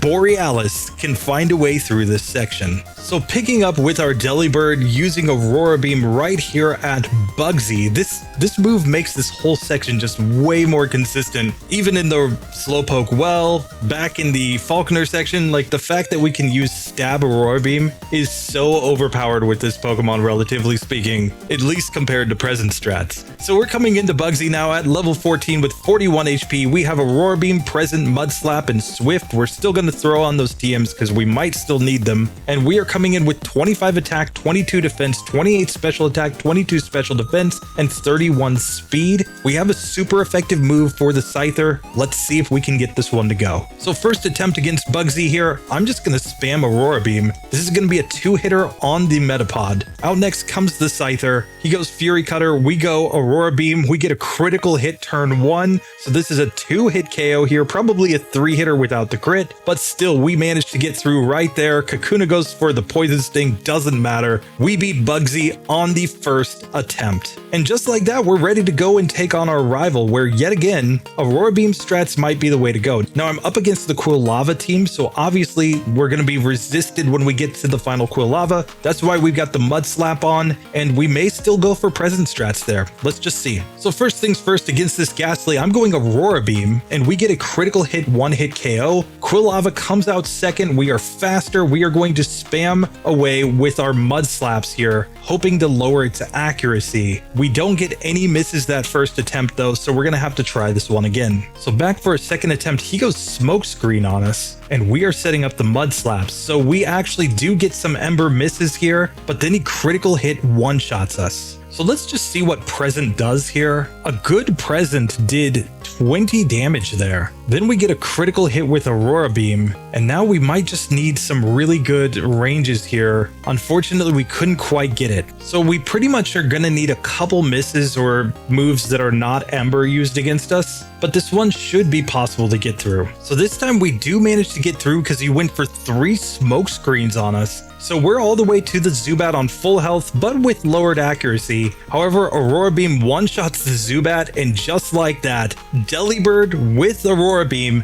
does get through this section. So TTC345, thank you so much for your support. Once again, if you want a different Pokemon in the next section, just let me know. But for now, Delibird, actually not that bad once you actually give it a consistent attacking move. So last but not least of the channel members, we have Tamanoa, who has been gifted this very fine flower. We have, of course, Erica the Vileplume. And this Pokemon has been given access to the move Acid. You see, the entire issue was that we didn't have a good move to use against rival number 2's Ghastly, and we didn't have a good move to use against Bugsy, so we just couldn't finish either battle. However, Acid is a same type move that also has a chance to lower the opponent's defense. So while it is 4 times resisted by Ghastly, as a physical move, it might just be able to get us through that fight. First things first though, we are going to take on Bugsy, where we're coming in with 34 attack, 35 defense, 40 special attack, 37 special defense, and 25 speed. Let's see if this move is enough to get us through. So first things first, against Metapod, I'm just going to drop Acid here, and this is looking like a 3-hit KO. Out next comes the Kakuna. Of course, we cannot be poisoned because we are also a poison type, which is very good, and we get a defense drop here, so we're getting a 4-hit KO range on Kakuna. Finally, out comes the Scyther. I'm going to go for Stun Spore on this Pokemon first. We want to stop it from building up Fury Cutter. It goes Quick Attack here, but we get a nice defense drop with our Acid. It's fully paralyzed. It turns out to be a 4-hit KO, and just like that, with the addition of Acid, and so just like that, Erica's Stinky Flower does manage to get through Bugsy. Now we have to go ahead and try to take on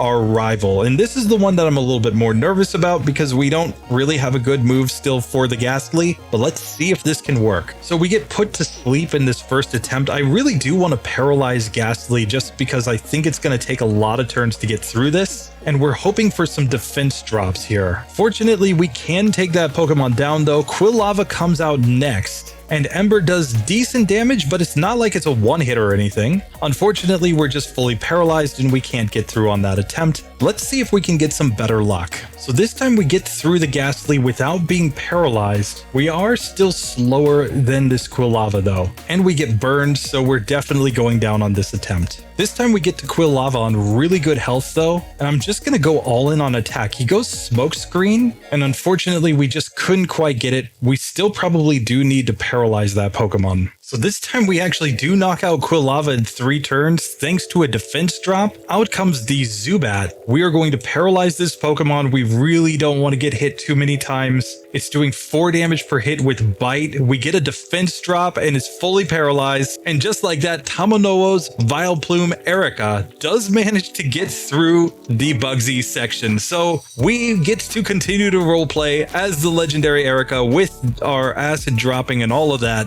And just like that, we have completed all of the channel members for this section. So while we have gotten all of the member picks through, I am still pretty nervous in this one because we've seen with Pokemon like Wooper, Pokemon like Squirtle, and of course that Chinchou, which will get them all back into the channel members section here. But these Pokemon were very, very inconsistent in spite of the fact that they got access to egg moves, or sometimes they're complete like level up learn sets at this point. So it's not like this is necessarily going to be a case where just because they've been selected and given the best possible moveset, they're actually going to complete the game. We might have a point where some of these channel members, even with broken moves, fall off the list. We'll just have to see. But with that, let me just give a massive thank you to all of the channel members. We're going to go in order of seniority. I don't usually shout them all out, so we're going to take these final episodes to just give a massive shout out to all of them. Rory Merkel, supporting for an entire year already. We've got Pokemon WWW411 Mark II, also known as Marvelous Racing, who's been here for 11 months. DAD Oh Gosh, who has been here for a legendary 8 months. Thank you for all your oh goshes. Johnny Plays 911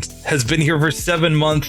Toxic Cross also here for 7 months. Caleb M been here for 7 months. PTC 345, 7 months of channel membership. Thank you very much. Tamanoa's been here for 6 months in the Johto champion level of the channel memberships. I just can't thank you enough. Wafer King PM has been here for 5 months. Shubham Varshini also here for 5 months. Star DF 29, 2 months. Thank you very much. And then the people who have been here very, very brand new. We've got Patrick Vogler, 22 days. The Cake King, 15 days. Stephen Pierce, 10 days. Hake and Bacon, already over a week at 8 days.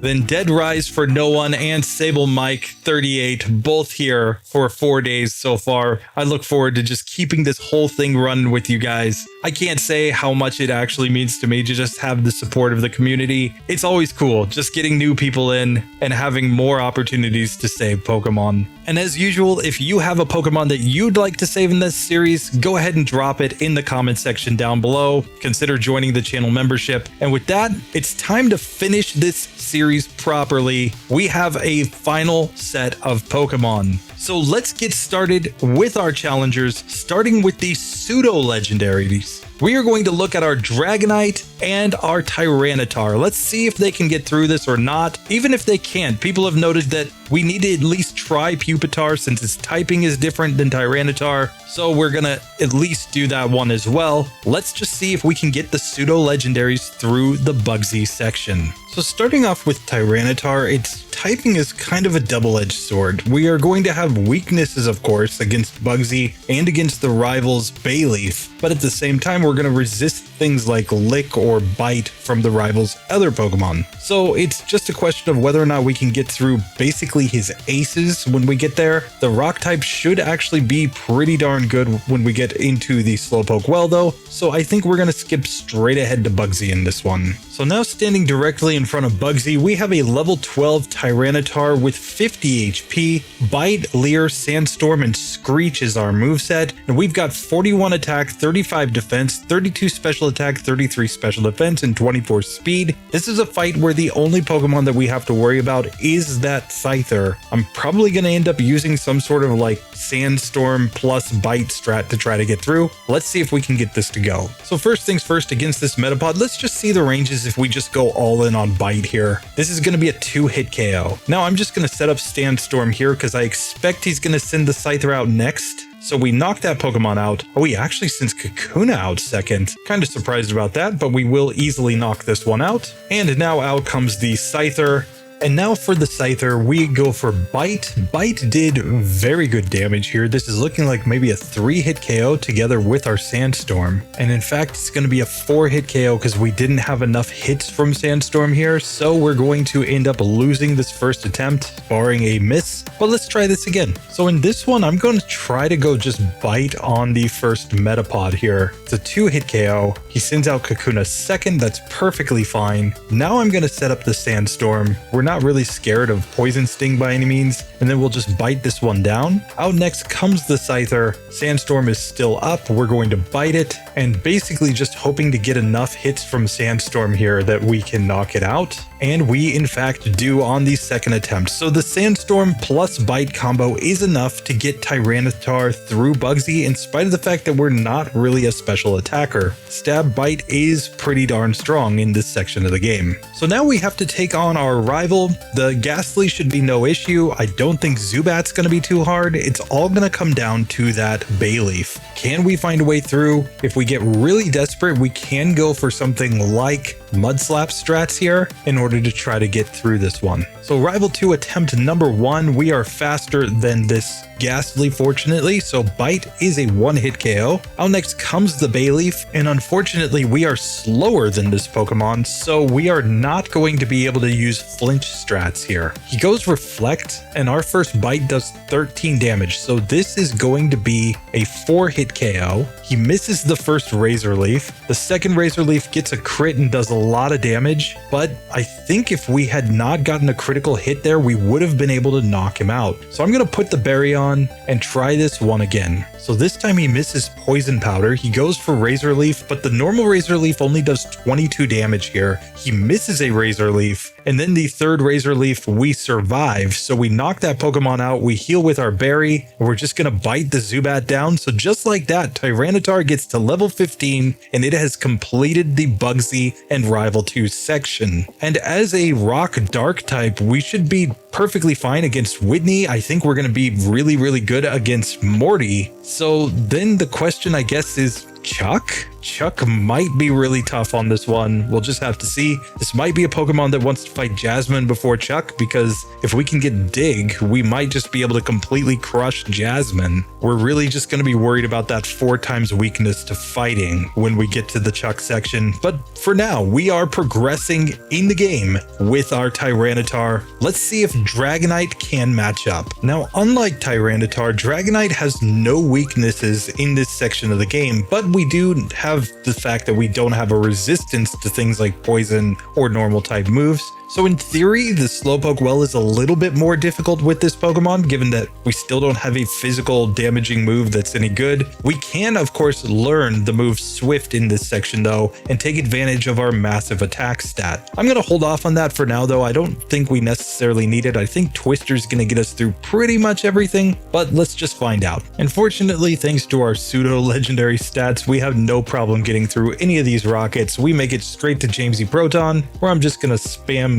Twister, and this looks to be maybe a 3-hit KO. And just like that, with that battle completed, we're just going to keep progressing in the game. I think this might be a Pokemon where it actually makes a lot of sense to go up against Rival 2 first, keeping in mind, as a dragon, we resist grass, we resist water, we resist fire. In fact, we resist grass 4 times. So we're going up against the Croconaw team here, and I still don't think we really have to worry too much about it. We chose this starter because it has stronger physical attacks, but I still think we're going to get through. So here, Twister is a 3-hit KO on the Ghastly. Out next comes the Zubat. I'm just going to stick with the same. Confusion is kind of bad when you have a really high attack stat Pokemon, but a critical hit does knock out that Zubat, and now we can go for Thunder Wave here on Croconaw. Croconaw just to reduce its odds of moving on any given turn, and we lose that first attempt. But granted, we didn't fight the two trainers inside of Bugsy's gym, so let's just get those out of the way, gain a level or two, and then come back and try this one more time. And with that out of the way, we're coming back to the Rival 2 fight at level 12. Let's just see how that affects the ranges. First things first, we're now faster than Ghastly. It's still a 3-hit KO with Twister, but we easily knock that one out. And the Zubat also is a 3-hit KO. We don't get confused this time. I am still going to paralyze the Croconaw just to reduce the number of hits that we take from it. It can set up Rage, which is one factor here that we have to keep in mind, but it doesn't do nearly enough damage, and we knock it out on that attempt. So clearly, even the first attempt, I think we would have won if not for the confusion. Dragonite really just doesn't have a problem there on the Rival 2 fight.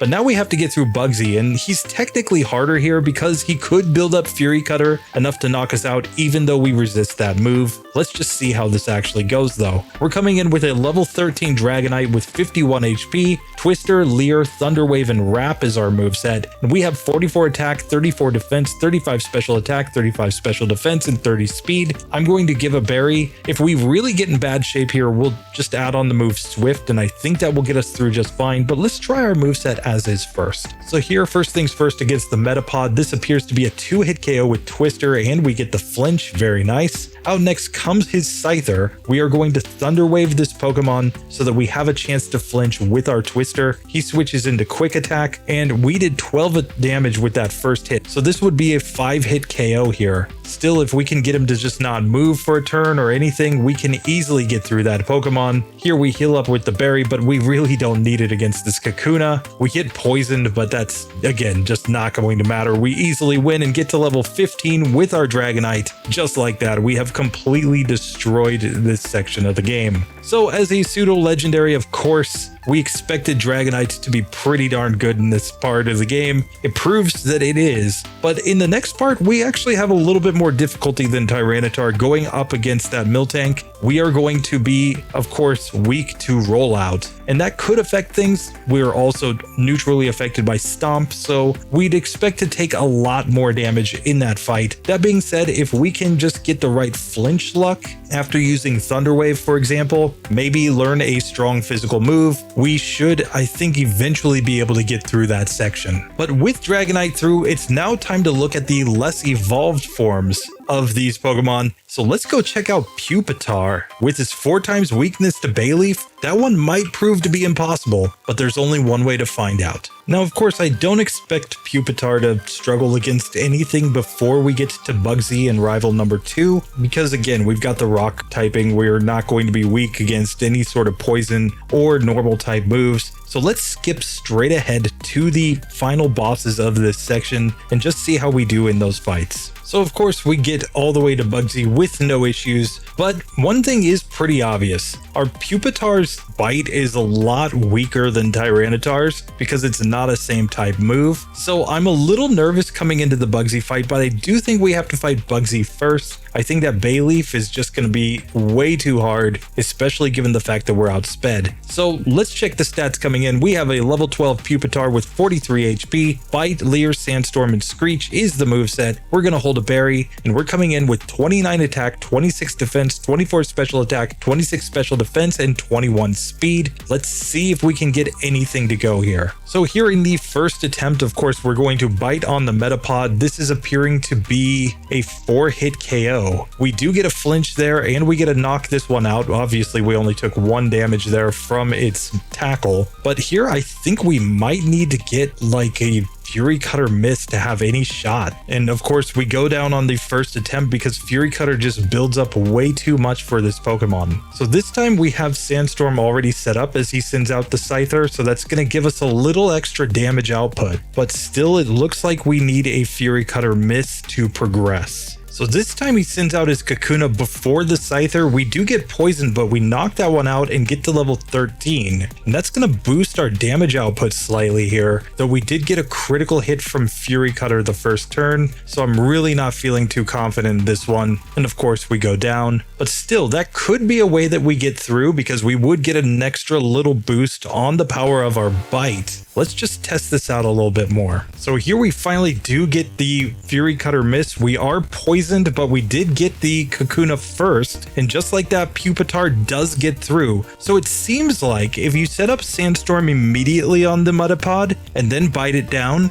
he'll actually send out the Kakuna second, and then you can reset up Sandstorm there as you bite that Pokemon down, and then with the extra level plus a Fury Cutter miss, you can manage to get through Bugsy. But just because we've gotten through that does not mean that we're going to have a good time against our rival. We're going to have to see if we have any shot here whatsoever. Otherwise, Mud Slap strats could come into play. So first off, against the rivals Ghastly, we want to use Bite, but we're slower, so we get put to sleep. And even when we do use Bite, it's not a one-hit KO, it's a two-hitter. So we get paralyzed here, definitely not what we wanted to see. And then we just get one shot by a Razor Leaf. So we're going to need some serious luck in this one. I'm going to slap on the move Mud Slap here, just to see if it helps. We can obviously forget Leer for Mud Slap. Screech, while it's not as accurate, does basically 2 Leers in a single turn. So I think we prefer to keep Screech on the moveset. So here I'm going to Mud Slap first on the Ghastly, and then we'll just bite it down. Out comes Bayleef yet again. It goes Razor Leaf, and we get one hit KO'd. And we're getting one shot here without a critical hit, and we're slower. So the only ways that we're going to get through this fight are if he misses the first Razor Leaf, then we set up a bunch of Mud Slaps and he can't hit us, and then maybe, just maybe, we can find a way to, Sandstorm bite him down. But the luck that would be required for that is absolutely insane. So it's for that reason that I think Pupitar simply has to be eliminated here. Unlike Tyranitar, it doesn't learn Fury Cutter, so there's really just no way that I can see that we would get through with this Pokemon. If we were in Tyranitar's shoes and able to survive at least one hit here, then it kind of makes sense. You'd get the Fury Cutter, set it up, and then just one-shot the Bayleef, but this just does not work. So Pupitar is out of there. Let's come back and check on our Dragonair and see if it can find a way through this fight. So now with Dragonair, we of course have a much better typing because of the fact that we're not going to be weak to anything. And I think this Pokemon's going to do reasonably well. Obviously, it's just got weaker stats than a Dragonite, and it doesn't have the flying type. So we're going to have a little more trouble on that Bugsy section, I think. Still, we should have good enough moves to get through. We've got slightly better attack than we have special attack. So yet again, if we run into a wall, my go-to is going to be to add the move Swift here. Now, I am going up against the Bayleef team with this Pokemon, given the fact that we don't learn Fury Cutter, so we won't have that as an opportunity to make that an easier win. And because we're basically just resistant to all the typings of the rivals, the Razor Leaf from that Bayleef I think is going to be the strongest damage output against us. But I don't know, you guys tell me if that's a mistake. I could also see the argument for going up against the Croconaw team, since it does have Rage and Scratch and decent physical attack. That might actually be the tougher rival for this one. But regardless, we're not letting any of them use their stab against us in order to do decent damage. Now, we do have to get through the Slowpoke well. I don't think it's going to be terrible, but let's find out. Now, the issue is we are in a speed tie with these Rattatas, and they know quick attack anyway. And they're like 3-hit KOs rather than 2-hit KOs with Twister here. So I actually think this might be the spot to simply add on the Swift TM, because Swift is going to be 60 base power, and it's going to do better damage due to our higher attack stat. So I'm simply going to forget Wrap and grab Swift. I don't think Wrap strats are really going to come in anywhere, so let's see if this affects the ranges. So it turns out that it's still a 3-hitter with Swift here. Now, after the level up, we do manage to get a 2-hit range on the second Rattata, and we can get through on the first attempt. And yes, I did just realize that my Dragonair was named Larvitar. We'll get that fixed. But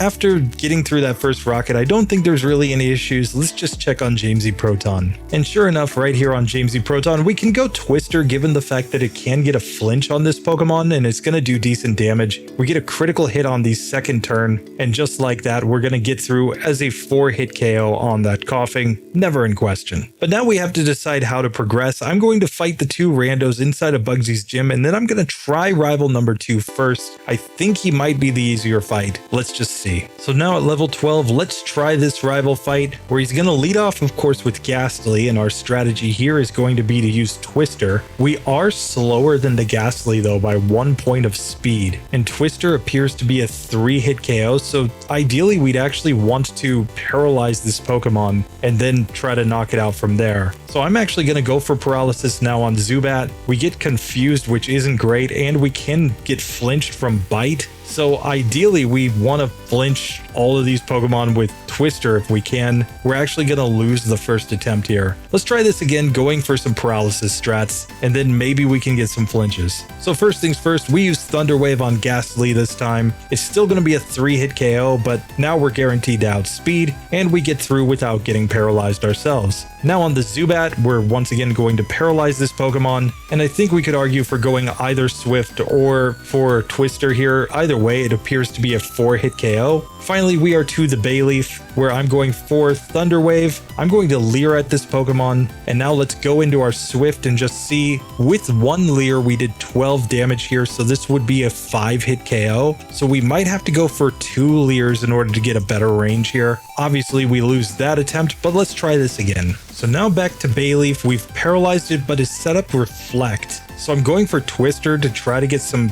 paralysis or some flinches. And once that wears off, then we can go into Swift. We need a critical hit or 2 more hits here. We just don't manage to get it. We had it all the way down to 2 HP, but we just didn't quite get the range. So this time we get to the Bayleef on green health with our berry still on. It misses the poison powder, and now I think we have a shot. He goes Reflect, so I'm actually going to go for Twister now, hoping to either flinch or get him to be fully paralyzed for a turn. He does like 7 damage per hit, so we could survive like 3 more non-critical hit Razor Leafs at this point, and we get a heal. And once the Reflect fades, I'm going to simply go into Swift, and just like that, we do get through Rival 2. It took a lot of attempts, but for many of those attempts, I was just resetting because I either got paralyzed or put to sleep by the first Ghastly. I knew I needed more HP getting to that final Bayleef, so most of them were really quick resets, honestly. And with that, we can at least say that this Pokemon does get through the Rival. 1 critical hit obviously would have helped somewhere, but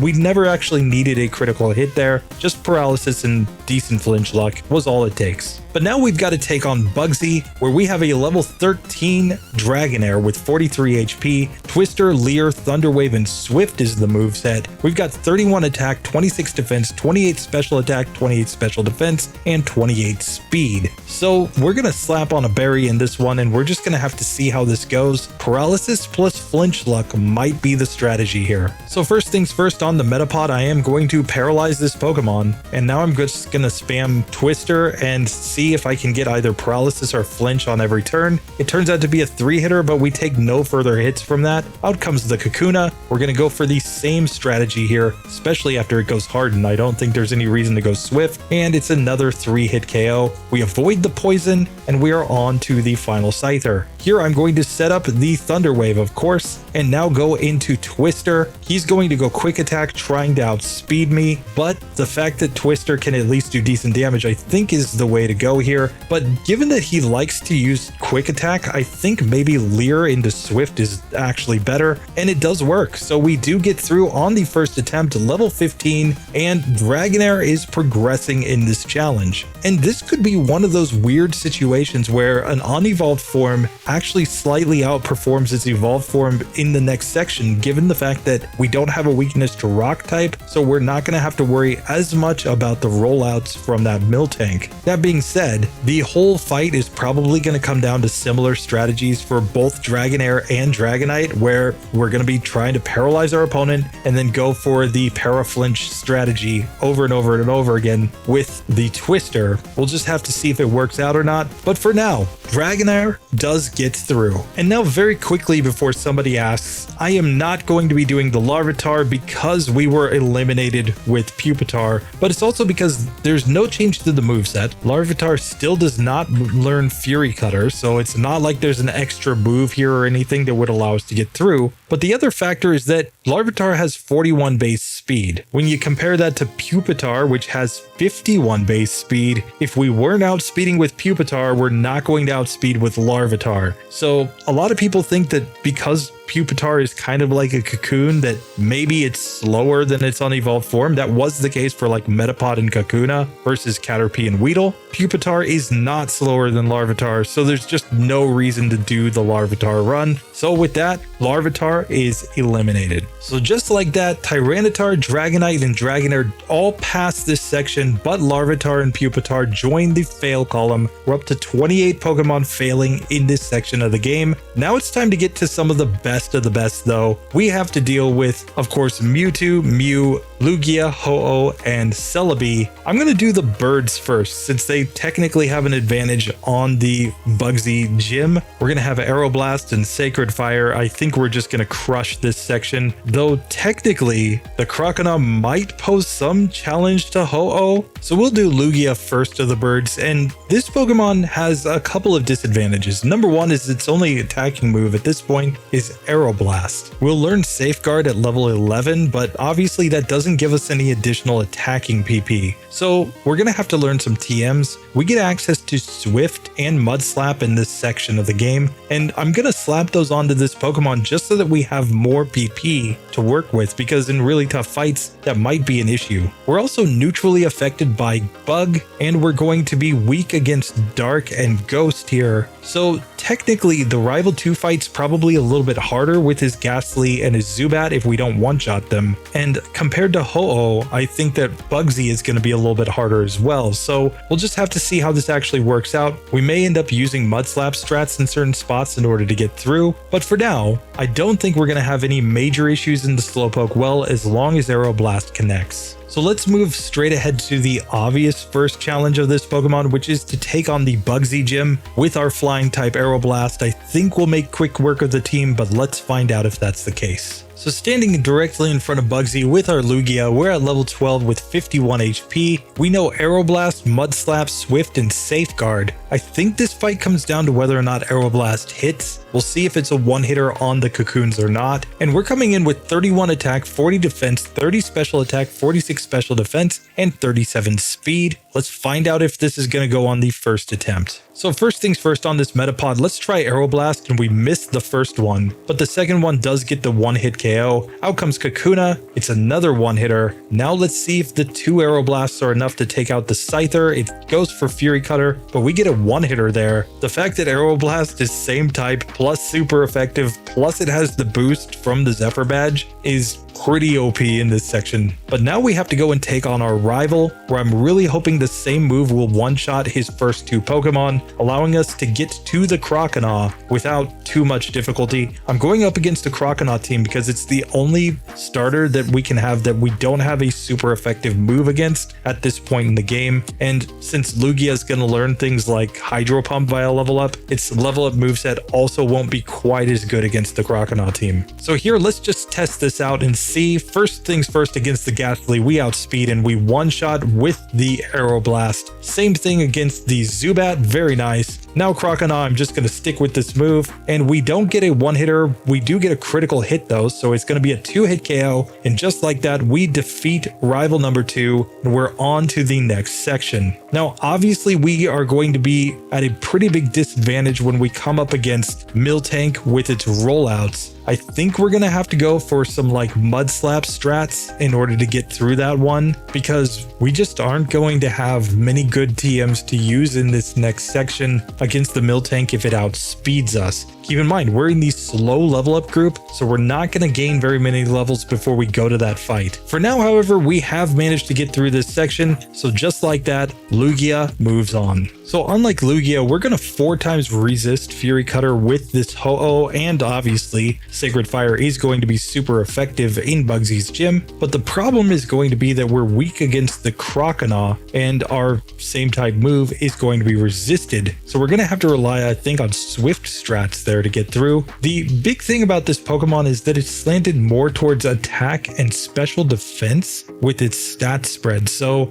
we should be more survivable against a move like Water Gun, just given that we have the completely massive special defense stat. But the same as with Lugia, I'm simply going to learn TMs immediately because we just don't have enough attacking PP. We'd constantly be backtracking to the Pokemon Center, and we really don't want to get caught in a spot where we have to struggle unnecessarily here, given the fact that, you know, we could miss 5% of the time with Sacred Fire. But as we come into Jamesy Proton, thanks to our higher attack stat, we actually are able to get through this one incredibly easily. It was never in question getting through the Slowpoke well, so let's just go burn down Bugsy's gym. Like, just imagine the fear that he would have seeing this legendary walk into his gym knowing that he has nothing that he can do against it. So just a quick check of the stats. We're here at level 12 with 51 HP, Sacred Fire, Mud Slap, Swift, and Safeguard. We're holding the berry, and we've got 40 attack, 31 defense, 35 special attack, 46 special defense, and 31 speed. This one just all comes down to Sacred Fire hitting. Let's see if we get the one-hitters. So first against the Metapod, of course, Sacred Fire one-shots it. Kakuna comes out next. We miss Sacred Fire. Fortunately, we did not get poisoned and we knock it out on the next turn. Out comes Scyther. He goes Fury Cutter. We took like no damage and then we just one-shot him. So this was basically like doing to Bugsy's gym what Ash did to Erica's gym in the anime. Just burn it down. But with that being done, we now have to go take on our rival. We have no weaknesses against his two lead Pokemon. It's just about the Croconaw. Let's see if we can manage to get through it. So first things first, against this Ghastly, I'm just going to Mud Slap it. It's going to be a 2-hit KO, but we get paralyzed here. I'm not sure. Sacred Fire probably one-shots there. Out next comes this Croconaw, and we didn't take that much damage here. 14 damage from the first Water Gun. So it looks to be a 13 to 14 damage range. In fact, even 12 damage in some cases. So we just want to set up a whole bunch of Mud Slaps here. Now, obviously, we would prefer not to be poisoned, in which case we would outspeed here. So we lose the first attempt just because of that paralysis. Let's try this one again. So this time instead, I'm going to go for Sacred Fire on this first Ghastly. It is a one-hit KO in that case. Now, back to the Mud Slap strats here. Basically just trying to reduce the number of hits he gets on us with his Water Gun. And once we get his accuracy down nice and low, we can simply switch into Swift, where we easily knock that Croconaw out. Out comes the Zubat. I'm just going back to Sacred Fire, and we get the one-hit KO. So just like that, we have managed to beat Rival 2 and Bugsy with our Ho-Oh, even with a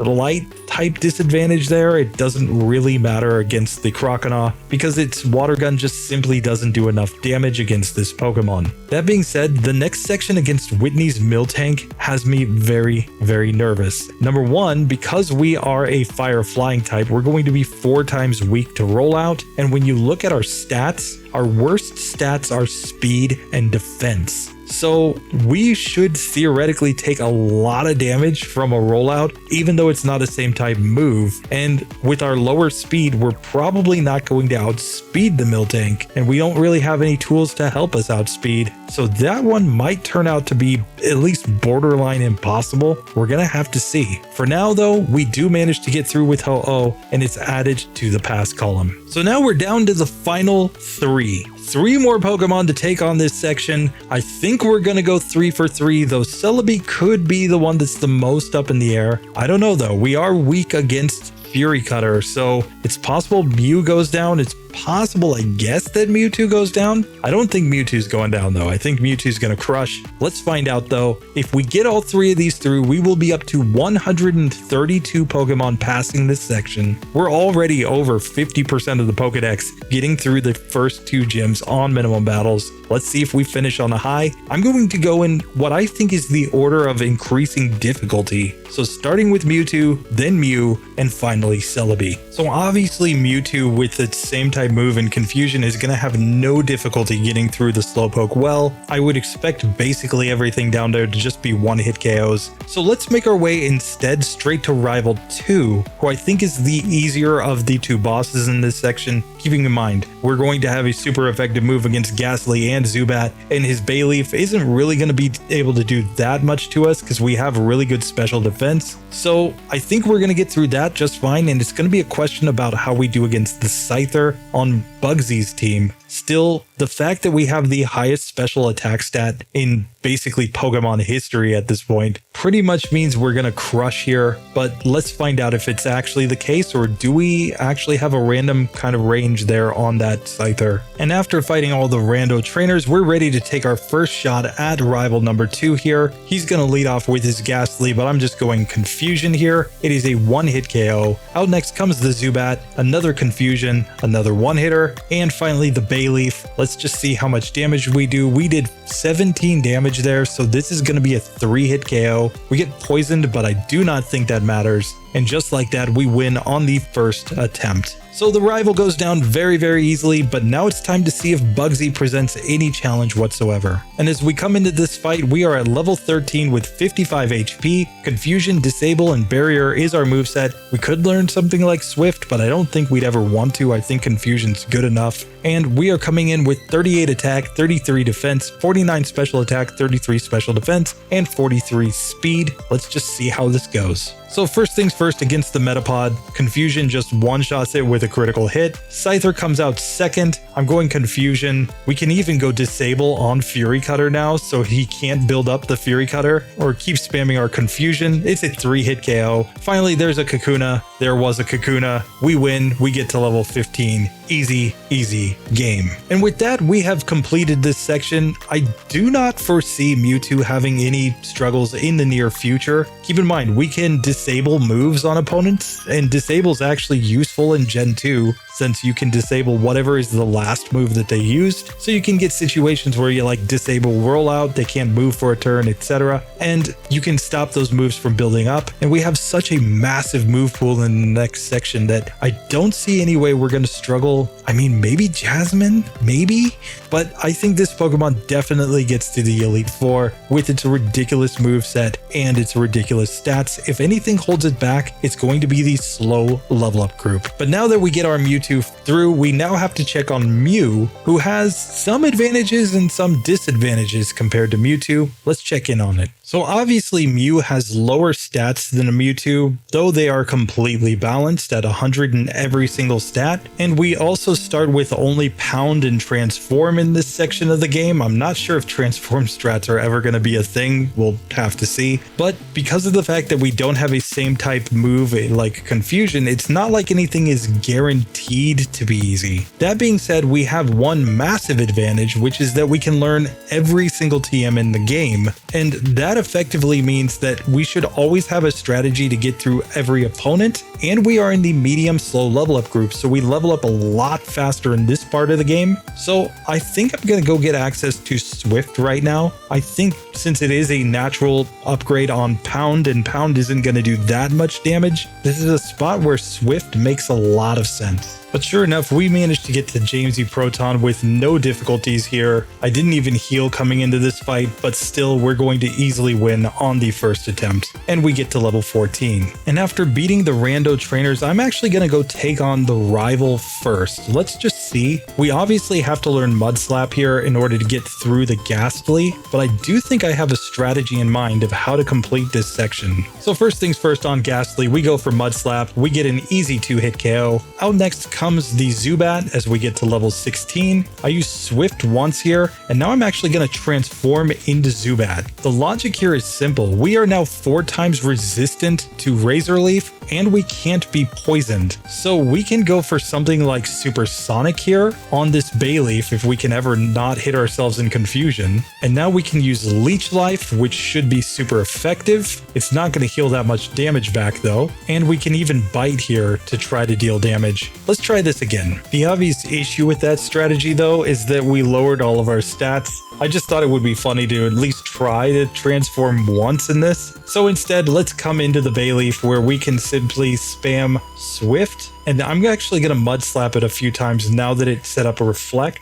And now that its Reflect goes down, we easily get through after healing with a Berry. No questions. we always are going to win that fight. As long as we just kind of play it straight up, we're basically good to go. But now we have to get through Bugsy, and this is where I do have some questions. Are we going to be able to get through that Scyther before it builds up its Fury Cutter? So coming into the Bugsy fight, we have a level 17 Mew with 67 HP. We know Swift, Transform, Pound, and Mud Slap, and we have 45 in every single stat. But you'll notice that we have a badge boost in attack, so technically our attack is 50 here. Let's just see if this turns out to be enough to get through. So first things first, against Metapod, we're going Swift. This appears to be a 2-hit KO, easy victory. Out next comes the Scyther, and we have nothing to do other than spam Swift. We did 15 damage with the first hit, so this is looking to be a 4-hit KO. So we actually will need a critical hit here or a Fury Cutter miss. Now, with that being said, there is technically another strategy. We can move first there, and then we can transform into Scyther. And here we can try Quick Attack. Let's just see how much damage we do. No, Fury Cutter is definitely the way to go here. So we do knock that Pokemon out. We level up to level 18. Onto the Kakuna. I can go Fury Cutter, but we're going to get knocked out in this one due to poison. Still, it is a situation where we might be able to get through with Fury Cutter strats. Let's try this again. But the fact is that without a String Shot, we actually do outspeed against the Scyther here, so we can actually knock it out in 4 hits without going for any shenanigans. And now up against this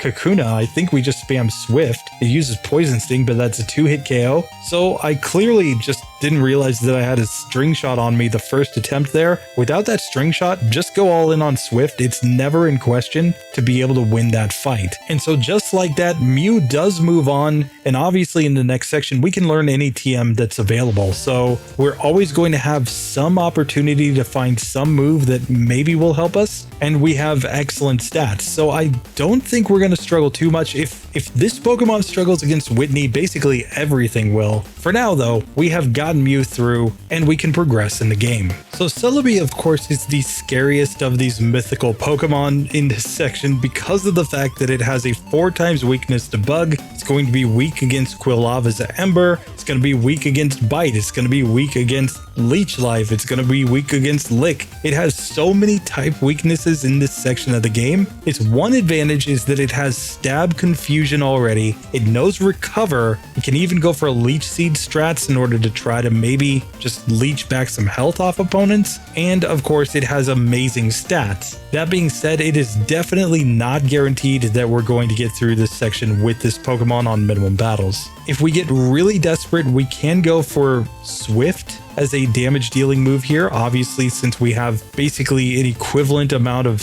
attack and special attack, we could use a physical attacking move. But since Confusion is not resisted by anything, Confusion should always do more damage than Swift would do. So it really comes down to, can Confusion knock out our opponents or not? Now this move should get us through the Slowpoke well pretty easily in spite of our type weaknesses, but let's just check on that and make sure that it's actually the case. And sure enough, as we come to Jamesy Proton for the final time, we have Stab Confusion. It one-shots the Coughing. This guy, he's clearly been demoted. His team only walled one Pokemon in this entire challenge, which was Pichu, and with that, we have completely destroyed Team Rocket. But now we have to decide how to progress. I'm going to fight the randos inside of Bugsy's gym, and then we're going to try rival number 2, because I think that will be the easier fight, but let's find out. So of course, we come to rival 2 because we have Stab Confusion. So as we come up against this first Ghastly, I'm simply going to use Confusion. He withdraws it, sends out Zubat, but it's still a 1-hit KO. Out next comes the Quillava, and this is where I think we might need some luck. He does 17 damage there with his first Ember, but we did 18 damage with our Confusion, so he's going to be a 3-hit KO here, whereas we would be a 4-hit KO. We also have a Baryon, so we easily get through that Pokemon. Out next comes the final Ghastly. It's a 1-hit KO, and just like that, we get to level 17, and Celebi has beaten the rival. We still, however, have to get through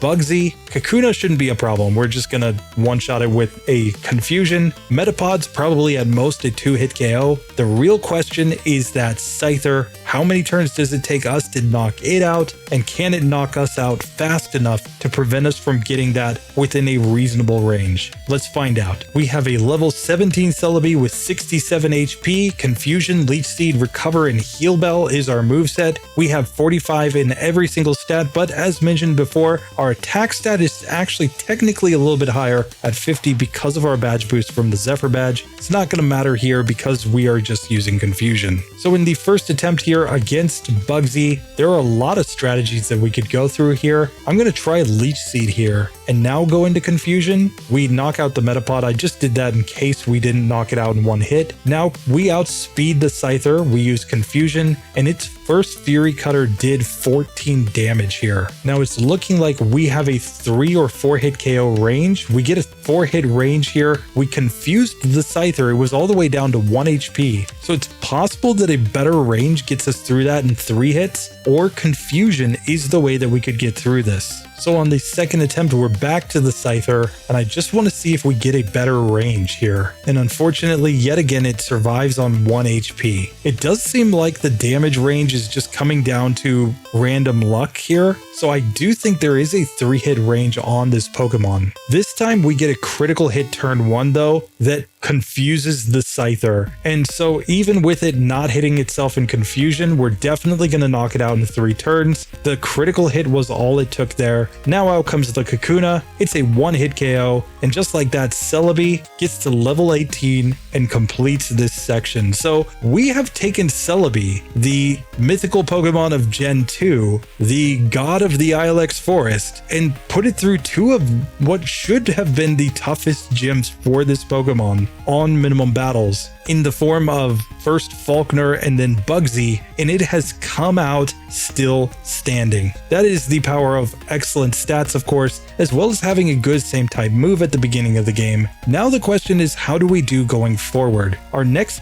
big test for this Pokemon is going to be Jasmine, though Price also will present some difficulties if we don't have a decent move there. We'll just have to see. And then there's also the fact that we don't get another psychic type move until we get all the way to Kanto. So that might be where this one gets really, really hard, just not getting the moveset that we get with a Mew. Still, we have gotten through for now. We're on to Whitney. That does it for every single Pokemon on minimum battles in the Bugsy section. Let's check our final results and make our plans for next time. So coming back to our final results, we can see that in the end, we beat the Bugsy and Rival 2 section of the game with 132 Pokemon completely legitimately. No struggle strats, no shenanigans, no egg moves, nothing. Over half of the Pokedex can beat the first 2 gyms on minimum battles in Pokemon Crystal. Some people have asked me, would this be the same in Pokemon Gold and Silver? Because there were some more required trainers, for example in the Union Cave. It's possible that some of these Pokemon would have been walled there. That will be a future test that we'll do, but for now we're doing Pokemon Crystal, and we can say in Pokemon Crystal, with the reduced number of trainers that you actually have to fight, this is possible with tons and tons and tons of Pokemon. And this tells us that not every Pokemon needs to take optional battles, especially in the early game, in order to progress. Keep in mind, early game trainers give very little XP, and grinding against early game wild Pokemon, especially in Pokemon Crystal where everything in Johto is super low level, you just wouldn't really get much advantage from grinding in this section with roughly half of the Pokemon in the game. Just go through on minimum battles. Keep in mind, these are with max DVs. Some are more consistent than others, but it is possible within a reasonable number of attempts or within a reasonable amount of luck with these Pokemon. So really, if you were a speedrunner, just reset till you get the luck to get through at least this section on minimum battles with that Pokemon. Unless there's a specific threat later on that you're leveling up more for, you're probably more efficient just saving your level grinding for later on in the game. And keep in mind, we've also passed with 9 Pokemon using struggle in this section. So yet again, there's probably some spots where you'd be just as good just routing to manage your PP so that you would naturally run out, and then you could just crush this section of the game with those Pokemon as well. Obviously, we also have 17 Pokemon that have been saved by the channel members. Thank you all once again for your contributions. I can't say how much fun it is seeing the channel continue to grow each time that we get through one of these gyms. Who knows, we might be over like 10k by the time we get through Johto. We'll just find out. But for now, I really just appreciate everybody who's been here following this series so far. And remember, if any of those 28 Pokemon that are in the fail column, or any Pokemon that you don't see on the list because they failed back during the Falkner section, jump into the channel membership, use your pick on it, and we'll test out what it takes to actually get that Pokemon through on minimum battles. As you've seen with like Wooper and with Chinchou, we didn't just stop at giving egg moves. I want to see what it actually would take for that Pokemon to progress, and in those cases it took a lot more than just adding one move to get through this section of the game, but that gives us at least the opportunity to test every Pokemon to their maximum potential. Anyway, that does it for the Bugsy Minimum Battles series. We are on next time to Whitney. So now looking ahead to Whitney, we already know we have one Pokemon in the past column, that is our Arcanine. He already beat this section. We are coming in next time with 18 challengers. We are going to have the entire Charmander line, Wartortle, Blastoise. We've got our Butterfree coming in, that one could be really tough. Then we've got the entire Pidgey line, Raticate, we've got Fearow, Meganium, Quilava, Typhlosion, Croconaw, Feraligatr, Furret, and we're going to bring in Noctowl. On top of that, we're going to have a couple of member picks coming in this section because we, of course, if we're doing all these starter Pokemon, we have to try that Ancient Power Bulbasaur, and we have to try that Zap Cannon Squirtle in the next episode. Whitney is going to be a completely different challenge. I am not sure how we're going to do, but I do know that we're going to be dealing with rollout strats. And this group that we have next week could be really, really, really tough. There are so many flying types and so many fire types that this could prove to simply be impossible even on max TVs for a ton of these Pokemon. I think the straight up normal types will have the best opportunity. Also, our pure water types will be doing pretty well. Meganium might actually shine in this next section, but Charizard, 4 times weak to rock. Even without stab, that rollout might be too much. The same is true for that Butterfree. So you guys tell me how many you think are getting through next time. I'm just saying right now, it's gonna be pretty darn tough. Anyway, that is what awaits us in the next section. Will we lead off with just a massive number of fails? I will see you guys in the Whitney Minimum Battle series. Thank you so much for all of your support. Later.